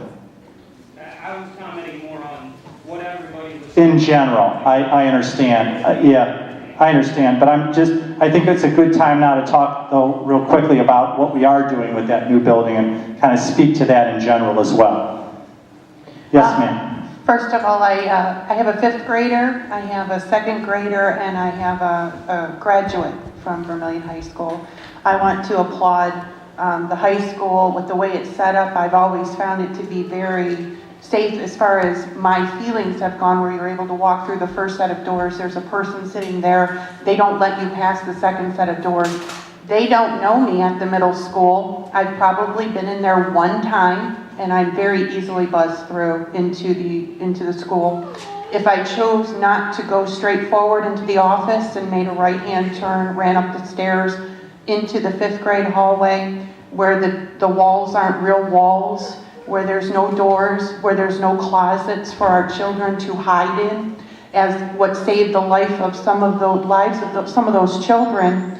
We don't have that for our 5th graders in Sailor Way, so I'm just voicing my concern on that, and to take that into consideration. The notification system, my daughter was in the classroom with the boy who made those threats, saw him leave with the police, and she said, you know, he was arrested right there in the cafeteria. We weren't notified. It was said that a credible threat would be needed in order to put a notification through to parents. If the police saw it as credible enough to take the child off the school grounds with them, would that not then constitute credibility to notify the parents of the children who were in that classroom that were directly threatened? And third, I would just like to comment to the lovely woman over here of 35 years growing up.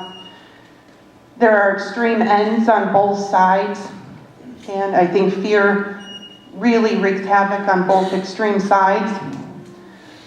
Although I don't always enjoy the media or agree with them, this tragedy that occurred allows this to be an opportunity for us to look at what we're doing, what we're not doing, and to ensure some safety, but also to enjoy the freedom that the United States provides. So I would like to, instead of coming from a place of fear or to just turn our head and pray or cry or, you know, whatever, that we come to a place of humbleness and we see this as an opportunity to make sure that our children in 35 years can feel the way that she feels about this community. And thank you, each and every one of you, for allowing me, a mom, to say this. Thank you. Before that question there, Mr. Bellot, I've got one down here, so I'm going to let this gentleman, he had his hand up first to speak, but let me just respond to one of the concerns that you had about the reporting of a situation that occurred at a school. We walk a fine line with that. I hope that you can understand that, and legal counsel sometimes has to be sought about what can be divulged. And it was in the paper, as you probably knew, because it went out on a police scanner that situation occurred. And that was right after this tragedy happened. And there was other activity that went on in our schools. And all I could say to you is, we're not perfect in our schools in communicating everything, but we do our best. And there will be times when I know it might be questionable and it might not meet expectations, but we'll keep trying. And I can assure you that we care, and it wouldn't be because we didn't want to do something, but there are times where we walk a fine line, unfortunately, with the society the way it is, and what can you say and what you can't say, and how can you say it and when can you say it. And that might be something legislative-wise, the senator may be able to speak to on making some rights for our children who are directly in that classroom, who were actually the ones that were partially threatened, or allegedly threatened, using proper words, and maybe they have some ability to move forward so that those children, those families in particular, maybe not a mass phone call to everybody in the district, but those individuals are notified that your child is in a classroom where a credible threat was made and it has been taken care of, and if you want further information to contact your school, at least giving us the right to know. Yeah. Try to answer your question. I think the key is to talk to the safety and security personnel as to the best way to handle those situations. I think you always, as a parent, want to err on the side of getting that information. That your parents, as parents, you deserve as much information as possible. You need to do so in a way, though, that's best to maintain the security. And I'm not a security expert. I do think, don't the Vermilion schools operate a safe schools hotline or a helpline of sorts, which also I think costs a little bit of money, does it not? And to me, let me just say that my impression of what I've seen and heard over the last 24 hours, and this isn't to say that we've done enough, because as legislators, as school personnel, we've never done enough for children. That's why we're in this business. But this school district already does more than most districts I'm aware of. And I've been in the legislature a long time.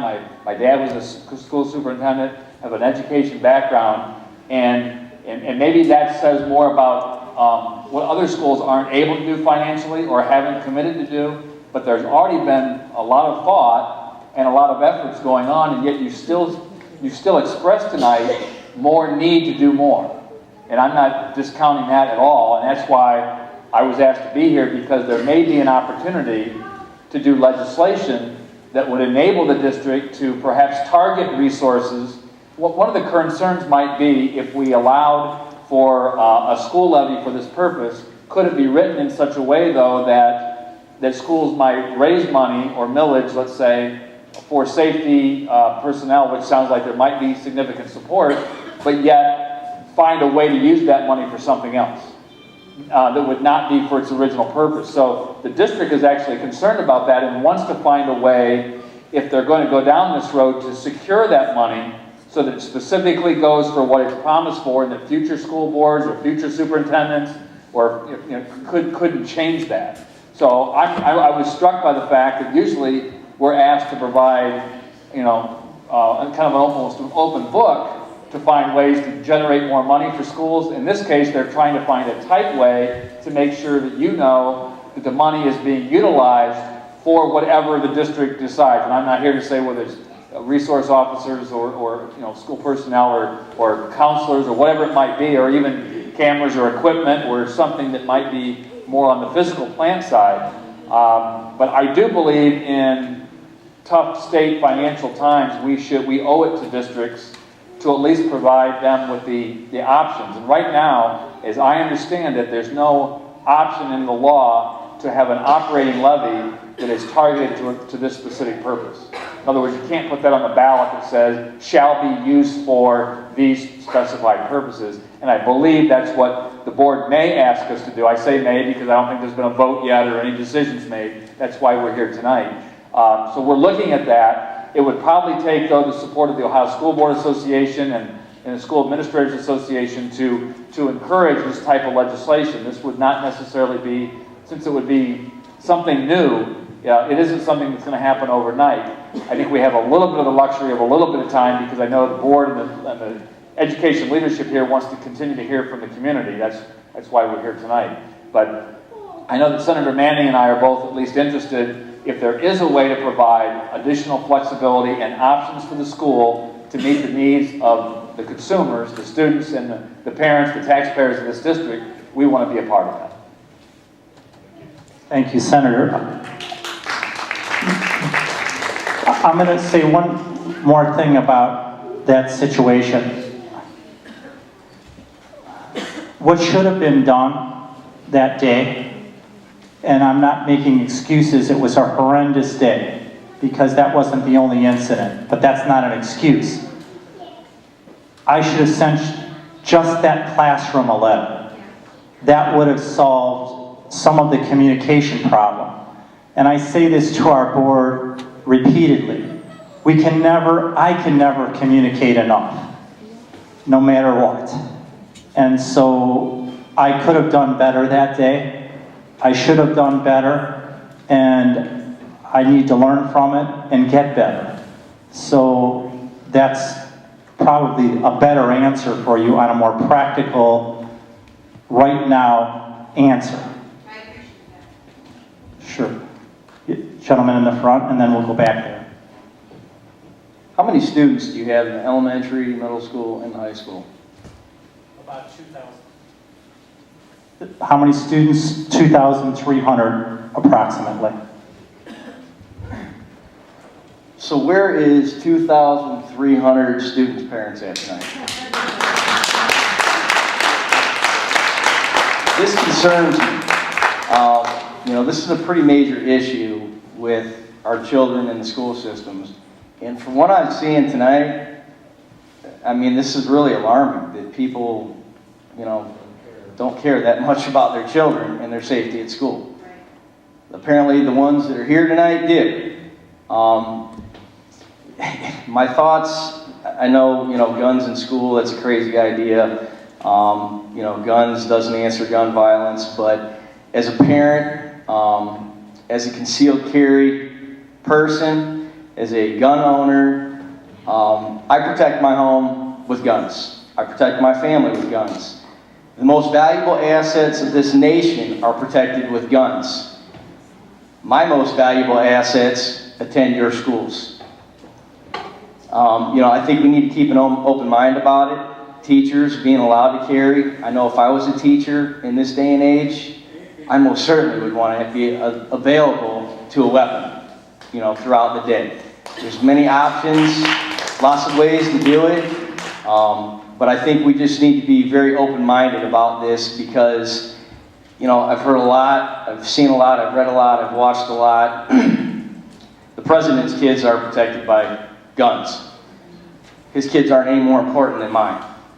So I would like to at least keep that open dialogue with teachers being allowed, properly trained. I know money is tight. Every school district is having budget issues, hiring more resource officers, to put in the schools. Although we take, for instance, California, they have a resource officer, but he didn't make it that day.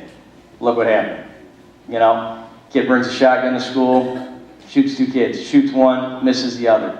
Point is, if you have staff that are willing to carry, to have guns in school, those people are already there. I'm not asking them to do that. I'm not asking them to put their lives on the line, but I can honestly say that I think, given the opportunity for what happened in Newtown, if one of those faculty members could have had a weapon, I'm fairly certain they would have taken it. So, that's all I wanted to say. Thank you. Yeah, thank you. As a president of the school board, I've gone through concealed carry as well. My wife is a teacher, and she's gone through it. She was also a captain in the Army, and I know she would like to carry to school. There's varying opinions. I know my wife is a captain in the Army and has gone through concealed shotguns that I've never shot. So she's very capable, even though she's a dating lady here. But you know, it's a serious issue though, and it can't be taken lightly, and we've got to be very careful with how we move forward with that issue, because not everybody wants to, or be as capable of, you know, doing it the right way. And so I think, you know, starting out with our SRO, it's a great way to, you know, use those resources as potential to help train and get the people prepared that are really interested in doing that. Just like my daughter said, she says, no, Mom, I didn't sign up. I don't want to carry a gun. I'm not trained. I'm a teacher, so I mean, I respect the other side of it. Yeah. So, and I respect her opinion, but you know, that was her opinion. Allow the option to be available. Right. And I don't think our board is ruling that out. We're listening to all of this tonight. That's the purpose, and we'll definitely discuss that. Going back to your comment about where's the other 2,300 parents, I could tell you that I've been in education now for a long time, and I agree with you, and it's not getting better. That's one of the biggest challenges we have, is getting parents involved. What's more serious than this subject? What was more serious than substance abuse? Not all the parents were here for that either. So we've got to keep working at it though. We can't quit. And we've got to come up with some ways of just insisting.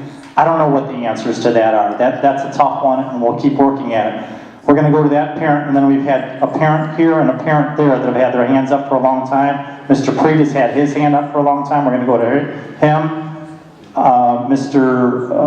We've got a student over here and then in the back as well. So, go ahead. Hi. My question was originally for the senator, but I think he sort of answered it in his previous statement, but maybe you can help me. What exactly would it take in funding to get those extra officers? Because you're talking about money or whatever. I want to know what it would take to get one at each school at the very minimum. I'm going to put our treasurer on the line here and let her to tell you financially what we pay for a school resource officer. Currently, we have a partnership with the City of Vermilion, and they do provide the school resource officer. Officer Shoup is on the City Police Department staff. Right now, we are billed roughly $40,000 a year for his services, but I know that that is because of our partnership with the city, and they are supporting some of his hours through the summertime and other shifts that he is at. So, so we would be looking at least a minimum of probably $120,000 to $150,000 bare minimum to be able to have someone in each. You're not going to arrest me, are you? Thank you. I've shut up entirely too long. I hate it. Okay, basically right now we have a contract with the schools. They pay up to $40,000. Salaries and benefits for a Vermilion officer, probably about $100,000 each. So about $300,000 per school is what you're looking at if you're trying to come up with an amount. Because you have to factor in salary, benefits, pension, wages, all those things. A lot of interesting ideas have come up with the CCW issues. The difference is we would have to be talking about some serious training in addition. Because I don't care if you have a CCW. My father and I went to the CCW course, and that man has no business carrying a pea shooter. God love him. I love him. It's just absolutely awful. But the amount of training that comes as far as shot avoidance, the biggest difference is knowing when not to shoot. You know, and the amount of hours that we put. I had to put 2,000 rounds out before I can even carry a gun. It took me 3 rounds to get my CCW permit. So, an intense level of training. Probably maybe the idea would be that whatever teachers or staff felt that they were that they wanted to do it, that they could have a shot with it, that they go through the same evaluation process that we do, and that they have the same training that we do, the same OPATA standards. They qualify twice a year. They have to do the 500-600 rounds a year that we do at a minimum, just to get on there. But there has to be such a needle sharp level of proficiency to be able to do that. So that's a consideration on that. But as far as the cost, $300,000 is probably what you're looking at. When you're talking about physical, the thing to understand is when you're classifying school shooting, you're classifying it as domestic terrorism. And the purpose is disrupting your daily lives. And that's one thing, I know it's been addressed up here. We don't want to screw up the whole show. We don't want kids to think that they're in prison. You know, they want to grow up. Single access points, how we design the building security, those protocols all be taken into consideration when the Superintendent Penpin's vision for the building comes up. So all these things are taken into consideration. I think they're going to make a bit of a difference. But we have an outstanding community. And we've been good so far. And I'm going to take the heat round. Somebody up here brought the young man, and the parents weren't all notified. We took that young man who decided that he was going to come up with the stupidest thing he could possibly say at the given point because he was very angry. So I had him in the booking room, and I'm talking to him, and he's bawling. He's got the snot bubble coming out the eye, so he's really not. That was kind of more on me. And the magistrate was the one that ordered that kid incarcerated, you know, based on what was going on. So I'll take the heat round on the notification not going on that, because this snot bubble did it away. That was my point. Thank you, Chief Hart. Hi, I have a daughter here. It's a junior, she'll be a senior.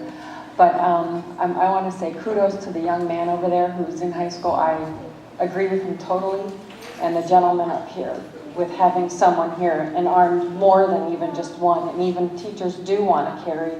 That's phenomenal. I encourage it. I'm going for my CCW, so I'm highly for it. But another thing to think of is if you take down the signs in Vermilion schools where it says no guns, a burglar is not going to come and say, oh, we can't rob this place because we can't take a gun in. It's not going to happen.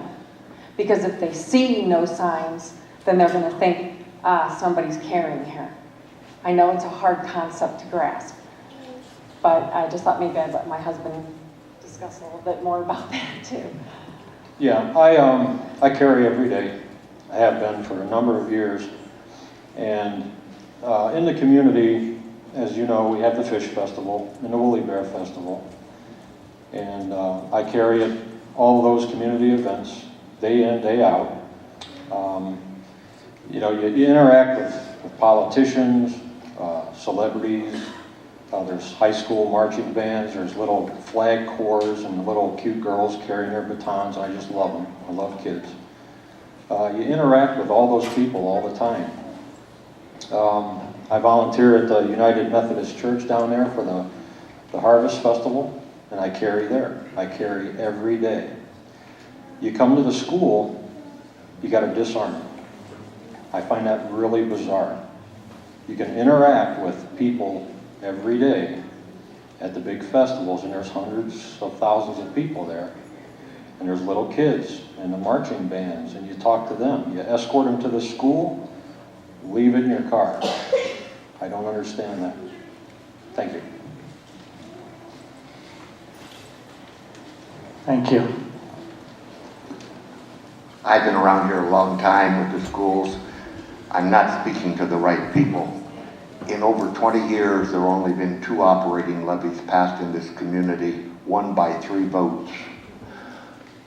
10 in a row, over 20 years ago, destroyed me because I couldn't take the load with my hearing loss. So I know I'm not talking to the right people, but how do we get adequate funds for all these things? And believe me, I am concerned. I have grandchildren, not in this school district, but in Bowling Green, Mr. Senator. I'm convinced they have a good program, and I know security is good here and can even be better with our building program where the doors are going to be replaced, and we've got the finances to do it. And let's make them fortresses, but not prisons. Thank you. Thank you, Mr. Smith.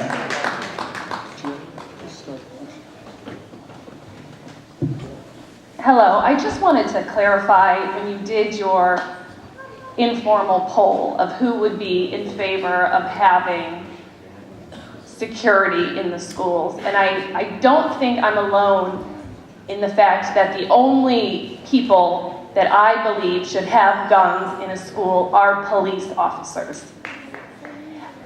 I understand that there are procedures to go through to get a concealed carry weapon.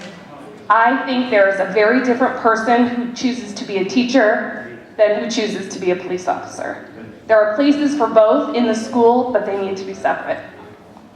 Thank you. And I'm sure that that will be discussed very seriously by our board. And once again, it all has to be prioritized, and this won't be the last time we'll talk to the community about this. And we do survey, and perhaps instead of just doing it informally, we need to be putting out a paper-type survey to get more input from the board and for the board. I just, again with the finances, I graduated from this high school. Sorry. Times have changed so much because my picture's on the wall down the hall. And the principal of this school taught me in middle school. And it breaks my heart because we're talking about trying to keep really horrible people out of our schools, and I can't imagine that horrible people exist in my community. But I would also hate to see our schools being torn down. Is there anything financially that we can do to keep or open up a program for the kids, such as an EHOBI, or bring it here? Turn South Street Elementary into something. These kids get out of school so early now, and since we've consolidated the classes, they're younger and they're getting out of school at 2:30. Could we have, and I think the fifth quarter, thank you, is a really good program, but it doesn't help for my child because he's only 9. But is there any kind of funding that we could get from the state or from the government? I know it seems to be just a kind of rolling thing, but turn what we already have into something for our kids after school. One of the things that I know that's went on at the elementary school is there's been some before school volunteers that have let kids come into the building early. And the principal has tried to make that happen as best as possible. And the board has worked with supplementals. It's more for middle school on up. Unfortunately, at the elementary level, it does come down to a limited budget. But we'll keep looking at that. We'll keep thinking about what possible options there are, because all kids, K through 12, need options, and we realize that parents are wanting help. Thank you. Yes? Something that's really bothered me is there was a young lady up there talking about wanting someone to hear her, and we just buzzed right past that. She may not be a threat to anyone, she's already gone, but she's just saying that there's not enough people in the school to listen. She had to be on a list for a week. In a high school student's life, or even younger, a week is an eternity. A day. They need to be talked to. I'm not talking for mental health reasons. I'm talking for just being normal people reasons. Dealing with each other. You have to deal with each other, and then it doesn't become to the level that people feel like they're not being listened to or understood. And then it turns into the ugliness. I just think that they need to be listened to. And I know that that week-long list is happening. There's no doubt that what that young lady said, I didn't purposely pass over a question. Unfortunately, she said several things, and I should have addressed it then. She said a lot of good things. Absolutely. We were listening to her. Yeah, I agree. And one of the things that I could tell you we have a shortage of, and I'll look right at the audience here and tell you, we've got 2 counselors at the high school. That's incredible. That's not enough. There's so much more than just academics going on. You know, there's just, Absolutely. And I can tell you that teachers do their very best to listen. I'm sure that they don't purposely try to gloss over or not want to listen. But unfortunately, and that's a whole nother issue, you've got the pressure at the state level to test. I'm not complaining. I believe in accountability. But at the same token, that makes listening more difficult. It makes it more challenging at times. Just the test, put some of the people over the limit. I can't disagree with you. Included, and she's like, I'm feeling so stressed out over it. And just saying these little stresses adding up that, no one is hearing them. Absolutely. And those are some things that I can only tell you that we keep working at, keep thinking about. We as parents don't know what's going on in the building all the time. We just say, how was school? They say, fine. You hope that they tell you. Right. Mr. Preet. All right, I have grown up in Vermilion all my life, born and raised here, been through the Vermilion school. Things definitely have changed, and I appreciate the board being proactive with the security of the kids. I got 4 boys, 2 have already graduated, 2 in high school right now. And they've been very active with after-school activities, band, show choir, a lot of activities. They're involved with a lot of stuff. I'm really concerned for their safety. But on top of that, we're concerned about the buzzing system. The middle school I know has an issue because you can't see anybody by the front door. But here at the high school, my wife sits right behind that front class when they enter in. If someone wants to and they are denied access by my wife, there's no shield to protect her. She'll be the first one gone. So if we do incorporate, I know there's limitations, but it's just stuff to consider that if someone's gonna go rogue at that first entry and they're denied, that person is, if they're protected, they can hit a panic button to start the system without someone being injured at that first point. It gives another couple more seconds, a little bit more time frame to get people notified. Very good idea. We have to think about. Thank you. We've been talking about that entryway, the receptionist, but I like the idea of possibly being able to shut it down with some sort of a panic button, and we need to talk about that. Good idea. I'd just like to say one more thing before I leave. A lot of you come here as parents. I came here tonight with 2 younger brothers, one at the middle school and one here at the high school. And coming in here, I really don't care about my safety. I care about theirs. And I don't feel they're safe in this high school or in the middle school. I mean, also both my grandfathers were in the military, and one of them's retired now. Why can't we have retired military men and retired cops sit at the front door armed with guns? If people talk about money, if they're concerned grandparents and if they're concerned parents, they will volunteer for that because they care.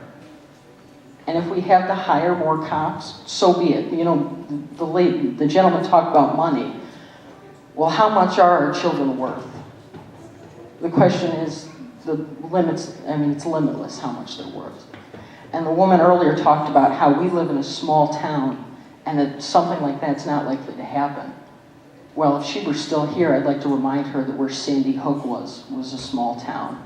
And they thought the same thing. They didn't ever see that coming. And I don't think we'll ever see it coming. But it can happen, and we have to be ready for that. And no matter what state-of-the-art buzzing system, cameras, whatever, new school, metal detectors we put in, no door stops a shotgun. No door stops a pistol or a rifle. No window does. The only thing that stops a man with a rifle is another man with a rifle. And that's the end of it. There's no argument. So if we care about our children, and we care about our brothers and sisters, the people of this community and the school board will vote to put armed guards in our schools. Thank you.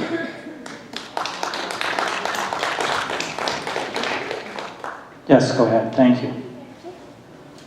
Hi, I graduated last year, and I'm actually a special needs student of this school. And I will say this, that some of the special needs students, the system, in my opinion, is broken. And I personally have Asperger's, and some of the students would actually remind me when I was here of other shooters who had Asperger's. It was interesting of how how the teachers or anyone at the school would remind people that there is good people who have small forms of autism, like me. And also the media has recently portrayed people with Asperger's, such as the boy who is part of the Sandy Hook.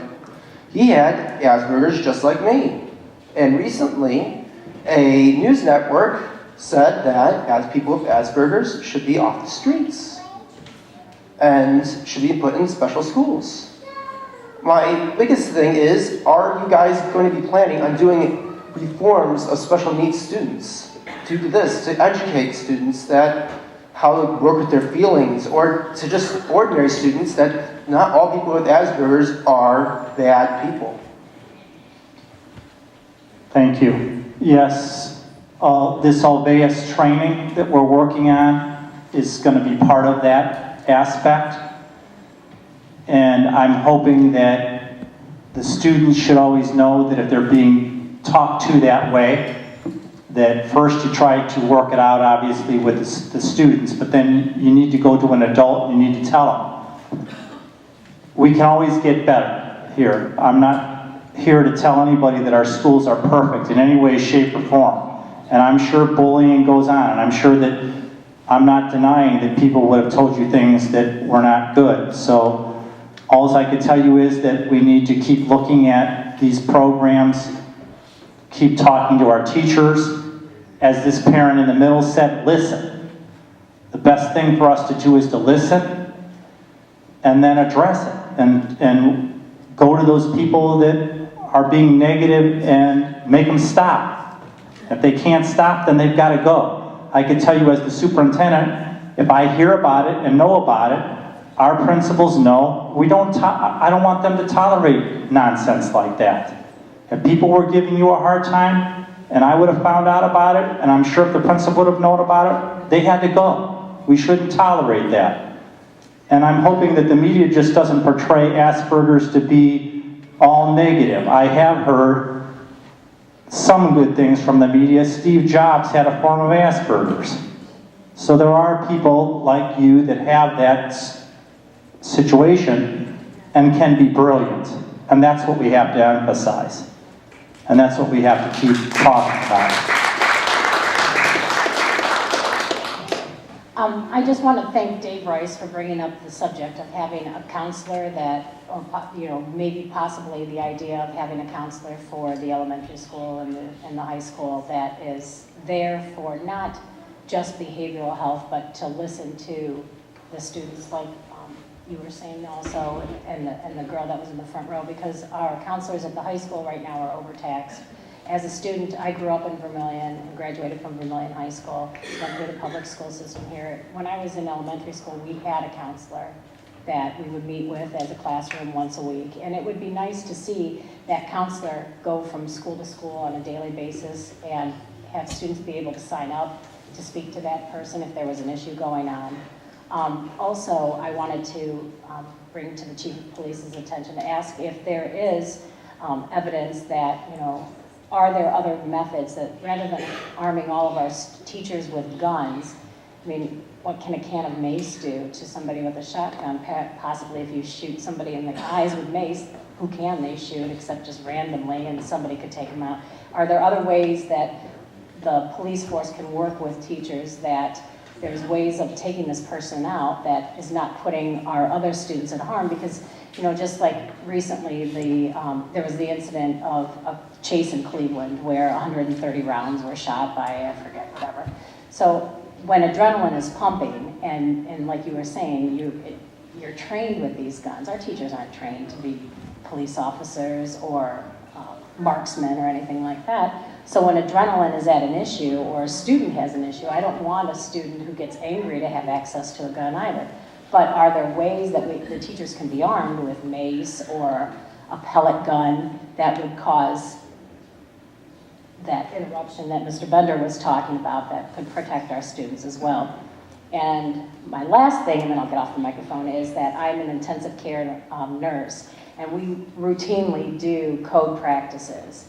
And it's one thing to be in school and listening to a scenario of how it should be, as opposed to actually doing the practice and having that code scenario played out. So I would like to see if in these drills, you know, they were saying that it might be scary for children to have the actual drill in their school and things like that. But I think that the more the children saw the drill, the more practice they had, even if it was just once a month, you know, that they would know what to do. And also that the officers and the firemen are there to help too, so that they become a source of protection.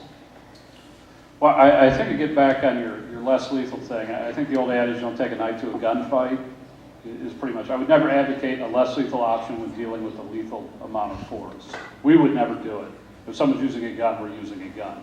I mean, it's not even in our use of force continuum to drop down in that type of a scenario. I'm not saying police officers, I'm saying teachers. Yeah, for teachers. I think the two most important things are, one, physical security is paramount, a properly designed installation that was well thought out, single access points, have bulletproof facilities.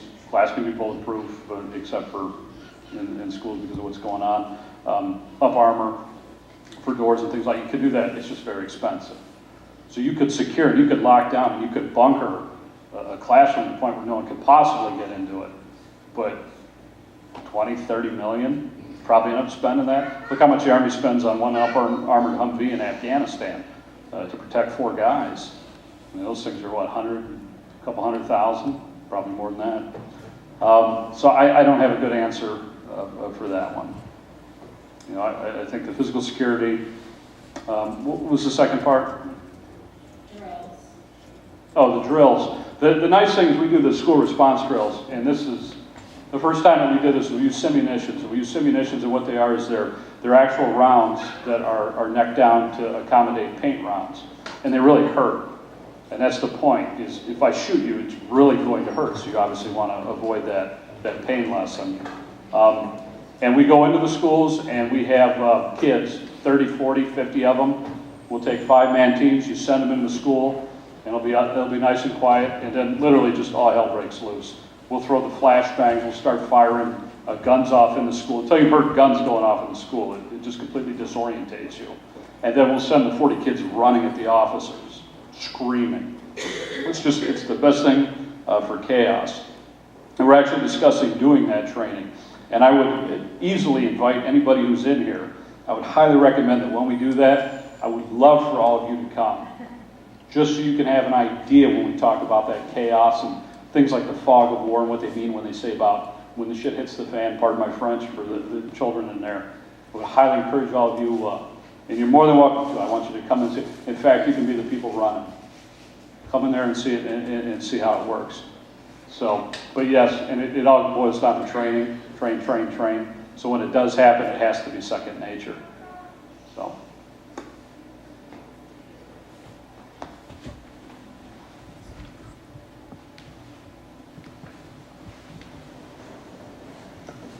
My last thing. First of all, I want to say this is an awesome community, and I love each and every one of you for coming. I think our biggest thing is just coming together and putting forth our issues and our concerns. So I commend you for all of that. The one thing that I like at the middle school in the morning is their presence. The presence of staff in the front of that school is phenomenal. If we can just, at this point, even get volunteers to wear the little reflective gear or whatever that identifies your presence at any school, before and after, would deter anybody from wanting to come in and shoot up the school. And then if the school at that point goes on a lockdown, I think our kids are pretty much safe until we can establish any other kind of issues.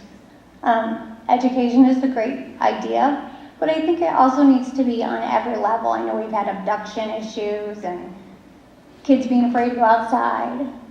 How about getting parents to volunteer to be block parents? Just keeping eyes on the streets of our kids all the time. Safe houses on the streets, and the kids educated to know which house is a safe house on the street. Those kinds of things are always taking care of our kids. It's not just what if it happens in our school.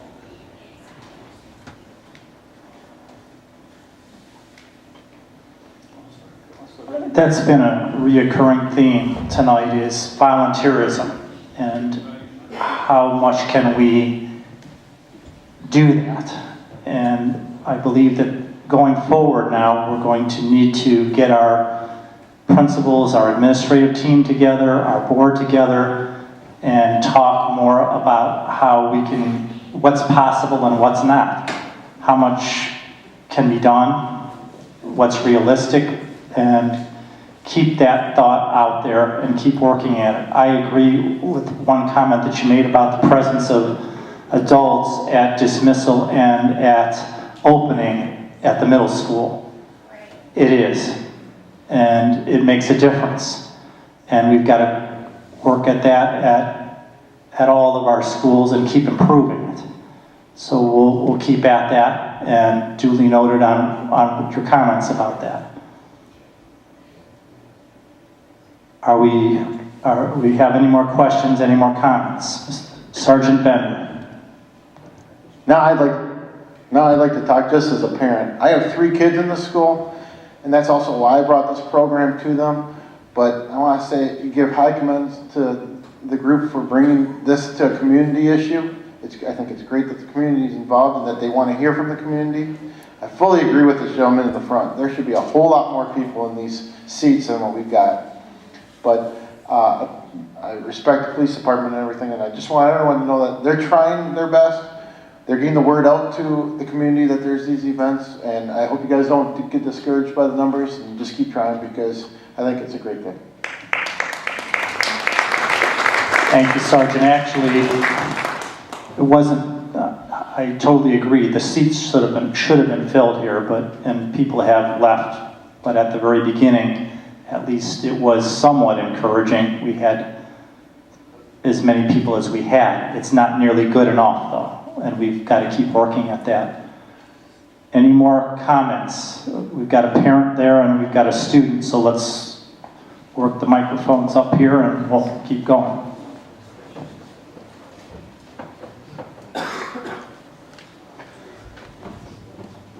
I have one last question. How long will the legislation admittedly take? Because I know we need to get this as soon as possible. As of recently, after the Sandy Hook shooting, there have been 3 pretty much major shootings that have happened where people have been killed in schools. I just want to know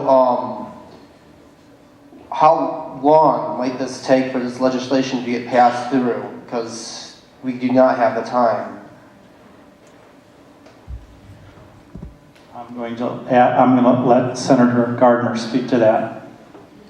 Thank you. Well, the legislation at least has been contemplated by the board and the education leadership was to allow the district to place on the ballot some type of amount of money to designate dollars toward resource officers or a counselor or whatever the community decides. I don't want to say what it is because they haven't decided and you haven't spoken fully on this subject. But it would be something, the reason they're asking us to consider, they could put an operating levy on the ballot now. And they could say, we'd like it to go for things. They could say that publicly, but it wouldn't be designated on the ballot. And what they're looking for is a new way of going to the ballot to specify specifically the only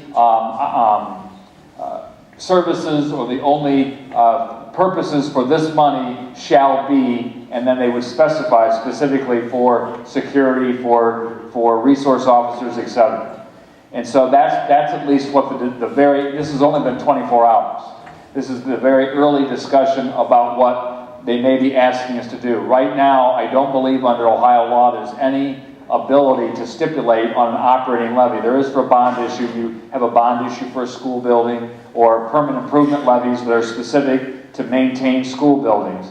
But in terms of operating levies, which are just general funds to operate the schools, which go for teachers, administrators, and books and things like that, there hasn't been that kind of ability to be specific about the purposes, to narrow the specifics. So that's what we're talking about. Even if we were able to get that done in a matter of a few weeks, it would be then for the school board to make a decision as to how much it might be, the levy might be for, and when they would go to the ballot. You have various times during a year when you can go to the ballot for operating millage. So it wouldn't be even something, if we pass it, it doesn't mandate anything, it doesn't provide any funding immediately. What it does is authorizes the school board to take that next step. So there has to be a little more direction from, I think, the school, not only here, but in the state of Ohio, because just one district asking it probably isn't going to be enough to get the legislature, the House and Senate, to get it done. But I am fairly optimistic that the legislature will be open-minded to this, because this isn't mandating or forcing a community to do something. It's to allow you to make the decision through your elected Board of Education what you think is best for your community. They don't pass school levies. Well, and if they don't, then I don't know that I have a specific suggestion for you, except that I think the board is thinking, yes, we understand that history, but if we tell the community that we're specifically going to provide funding for school resource officers, that will be something that will generate public support. I'm not here to tell you, or I'm not here to even endorse you doing that. I'm simply saying that has been what was asked of us to consider. That's correct. Helping the district by board targeting those dollars specifically, so the public could trust that that money is really going to be used precisely for its intended purpose. And I'm just saying that's been what I've been approached about. No unfunded mandates. This is what has hurt schools, this one in particular, for a long time. Because property owners in this district, they won't even pass one to fix the streets for the city. So the state must help us out, especially when it comes to school. We used to say that Vermilion, the school system, and the kids were the worst there are, except all the others. And I truly believe that.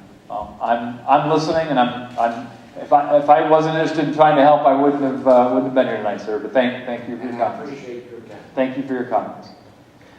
I had an idea that kind of came across me when the lady over here was speaking about listening, and I'm wondering if we couldn't come up with or reach hands across an aisle and look to maybe our ministerial association with like what Bob Gardner is doing with fifth quarter, possibly putting something where the students might be able to do something during school hours, not mandatory, but as an offering that between the hours of maybe during a lunch period, like 12:15 to 12:40, that there is a group of students, if they would like to gather together in a room with somebody, maybe through that ministry or one of the members of the churches or pastors or whoever would be trained to do so, who could be there to listen, to hear concerns that are brought up. And it wouldn't cost anything. I mean, it would be from our own community, and I'm just wondering if that something could be. We actually do have that in the schools now. The Ministerial Association does come in, and they do offer that to students, and the Ministerial Association will continue to work with that and offer that to the students, and it has been well received. So they're not, well, it's more been a high school initiative. Bonnie, is that, we have not offered that at elementary, correct? Yeah, it's been a middle school, more high school initiative, but not at the elementary school, but it's, once again, something we could keep working on and improving. No, we have and actually, is Dan still here? Yeah, Minister Bob, do you want to speak to that? I know you're new in town, but maybe you could introduce yourself, tell us a little bit about that. And Wally Metter was doing that within the schools here at the high school, And he wasn't the only one. We had a couple other of our ministerial association people that would come in and counsel and work with students at both the middle school and the high school and offer that, but not necessarily so much as a group. I think more on an individual basis, but that's something that could be possibly expanded. I think you've said it. Bob Richardson at the United Church of Christ, every day at lunch, one of the clergy from the various churches in town is in the cafeteria. And, you know, there we are. So if a kid wants to come talk, somebody's there. Do they know? I mean, is it like everyone knows what you're doing?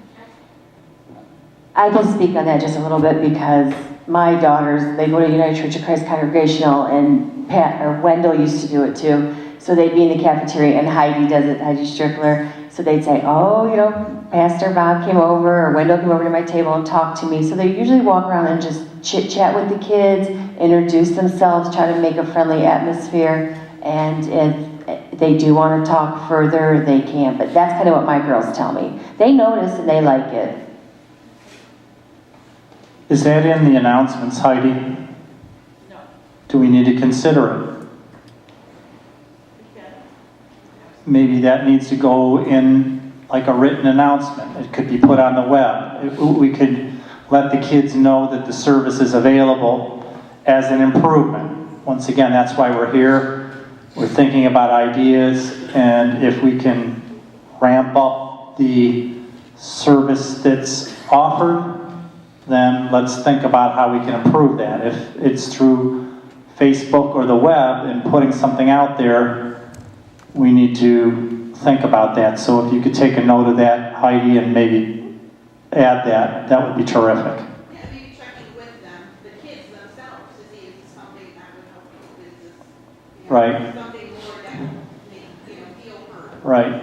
I think I said it before, we can never communicate enough.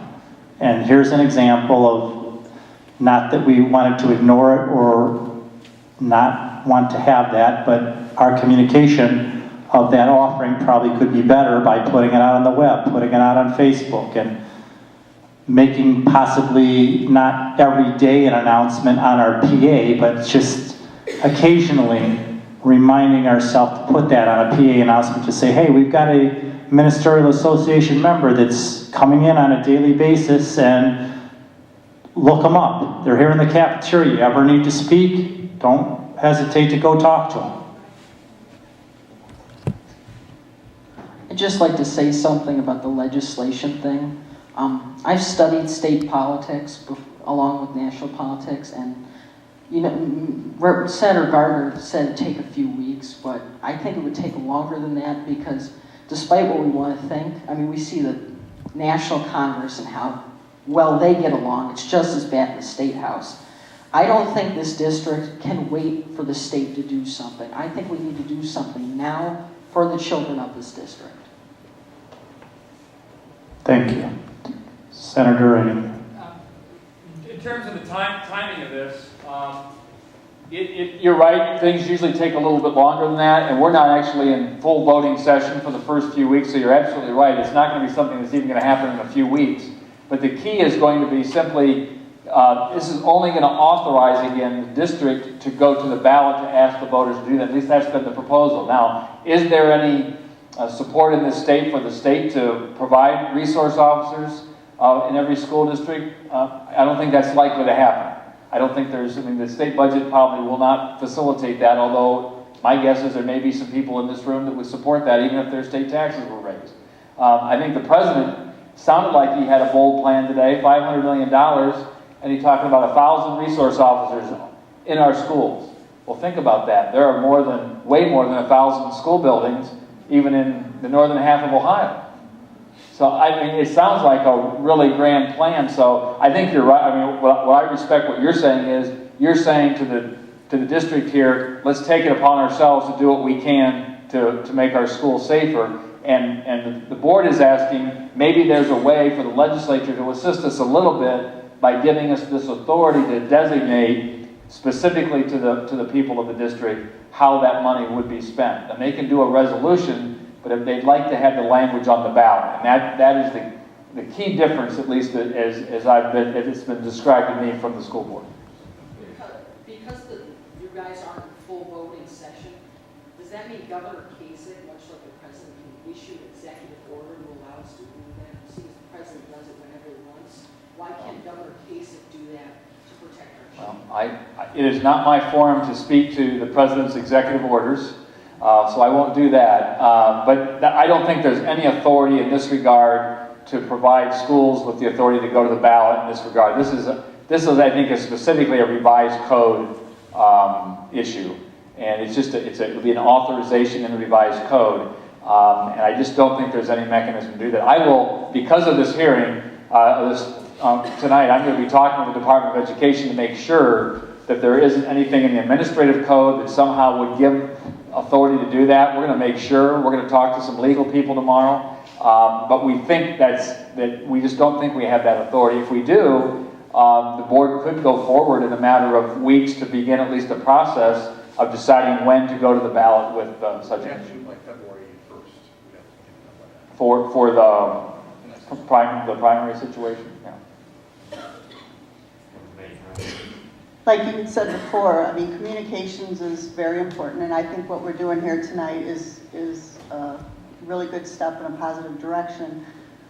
Well, I guess my next question, with everybody here, I think we've had a lot of good ideas, and I know trying to get something on a levy, get it passed, get the money, that's expensive, that's going to take time, it's nothing's going to happen overnight. My question is, there was also good ideas here as far as like letting retired police officers or retired military people or even, you know, current police officers with children that would want to volunteer their time to come into the school armed, you know, into the various, you know, all the schools and just make their presence known. And I mean, I guess my next question would be is, all the information that we've come to tonight, you guys are going to take that back, everybody's going to talk about it.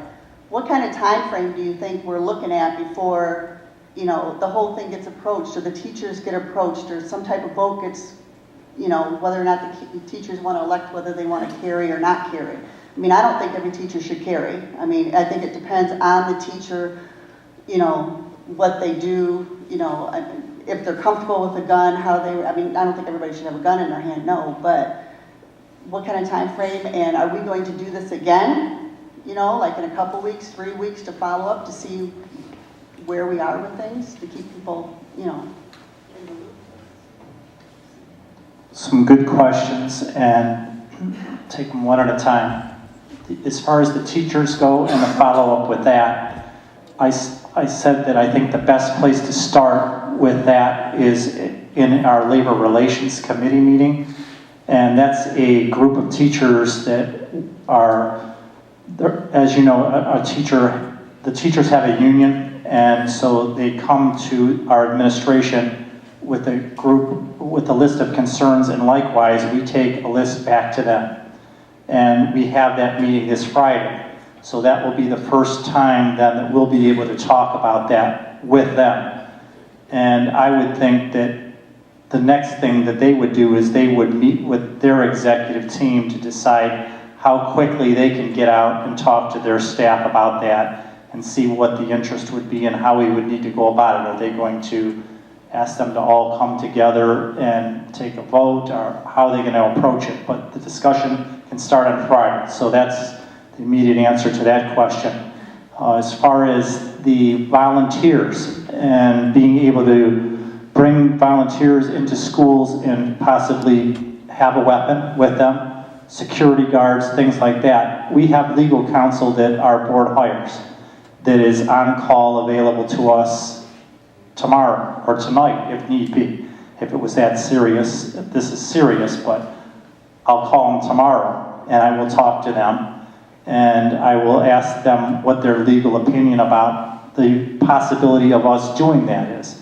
If they give us a yes, you could do that, here's the conditions, then the next step would be to go to the board and say to the board, what's your belief about this, what's your idea about it. We're talking about having a special meeting that might be needed for our facilities project, and that could be added to this new board agenda and expedite and make that faster. If we don't decide to meet in January, our next board meeting is February 11th. So that would be the next time then that we will have more discussion about what was heard at that meeting, at this meeting. What is the January? 28th. January 28th. 28th. If we decide that we will hold that, we're still talking about that at this time. So we have, this will move forward. Notes have been taken. Our assistant superintendent's been here. We've had our administrators here tonight taking notes. The board members have been taking notes. A lot of people are here to be able to remind us. We've got this recorded, which is good. We can go back and we can look at the recording of it. It will be broadcast because parents that could not make it here tonight, which is a good thing, hopefully will watch it. So we'll have to go back and keep looking at all the good ideas that were heard here and not let them disappear and keep working at it. So I think that's the next step.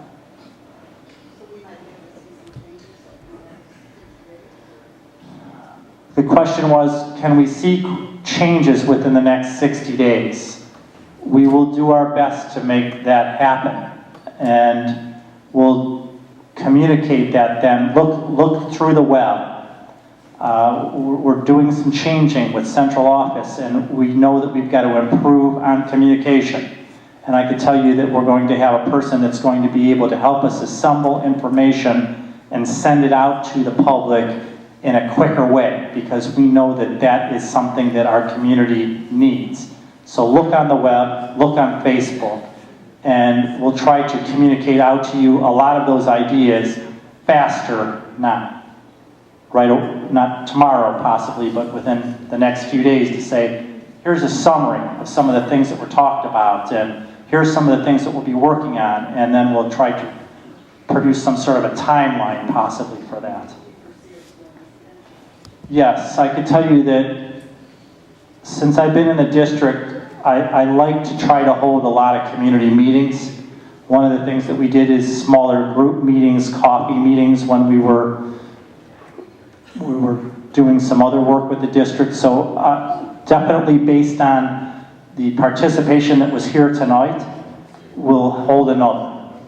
And we'll follow up with this meeting. So I don't want to set a date yet because I don't have the calendar with me, and I'd like to talk with the board and see when they think the appropriate time would be, and we'll come to an agreement and get everybody back in the room, and we'll do that. And hopefully we'll fill the seats next time.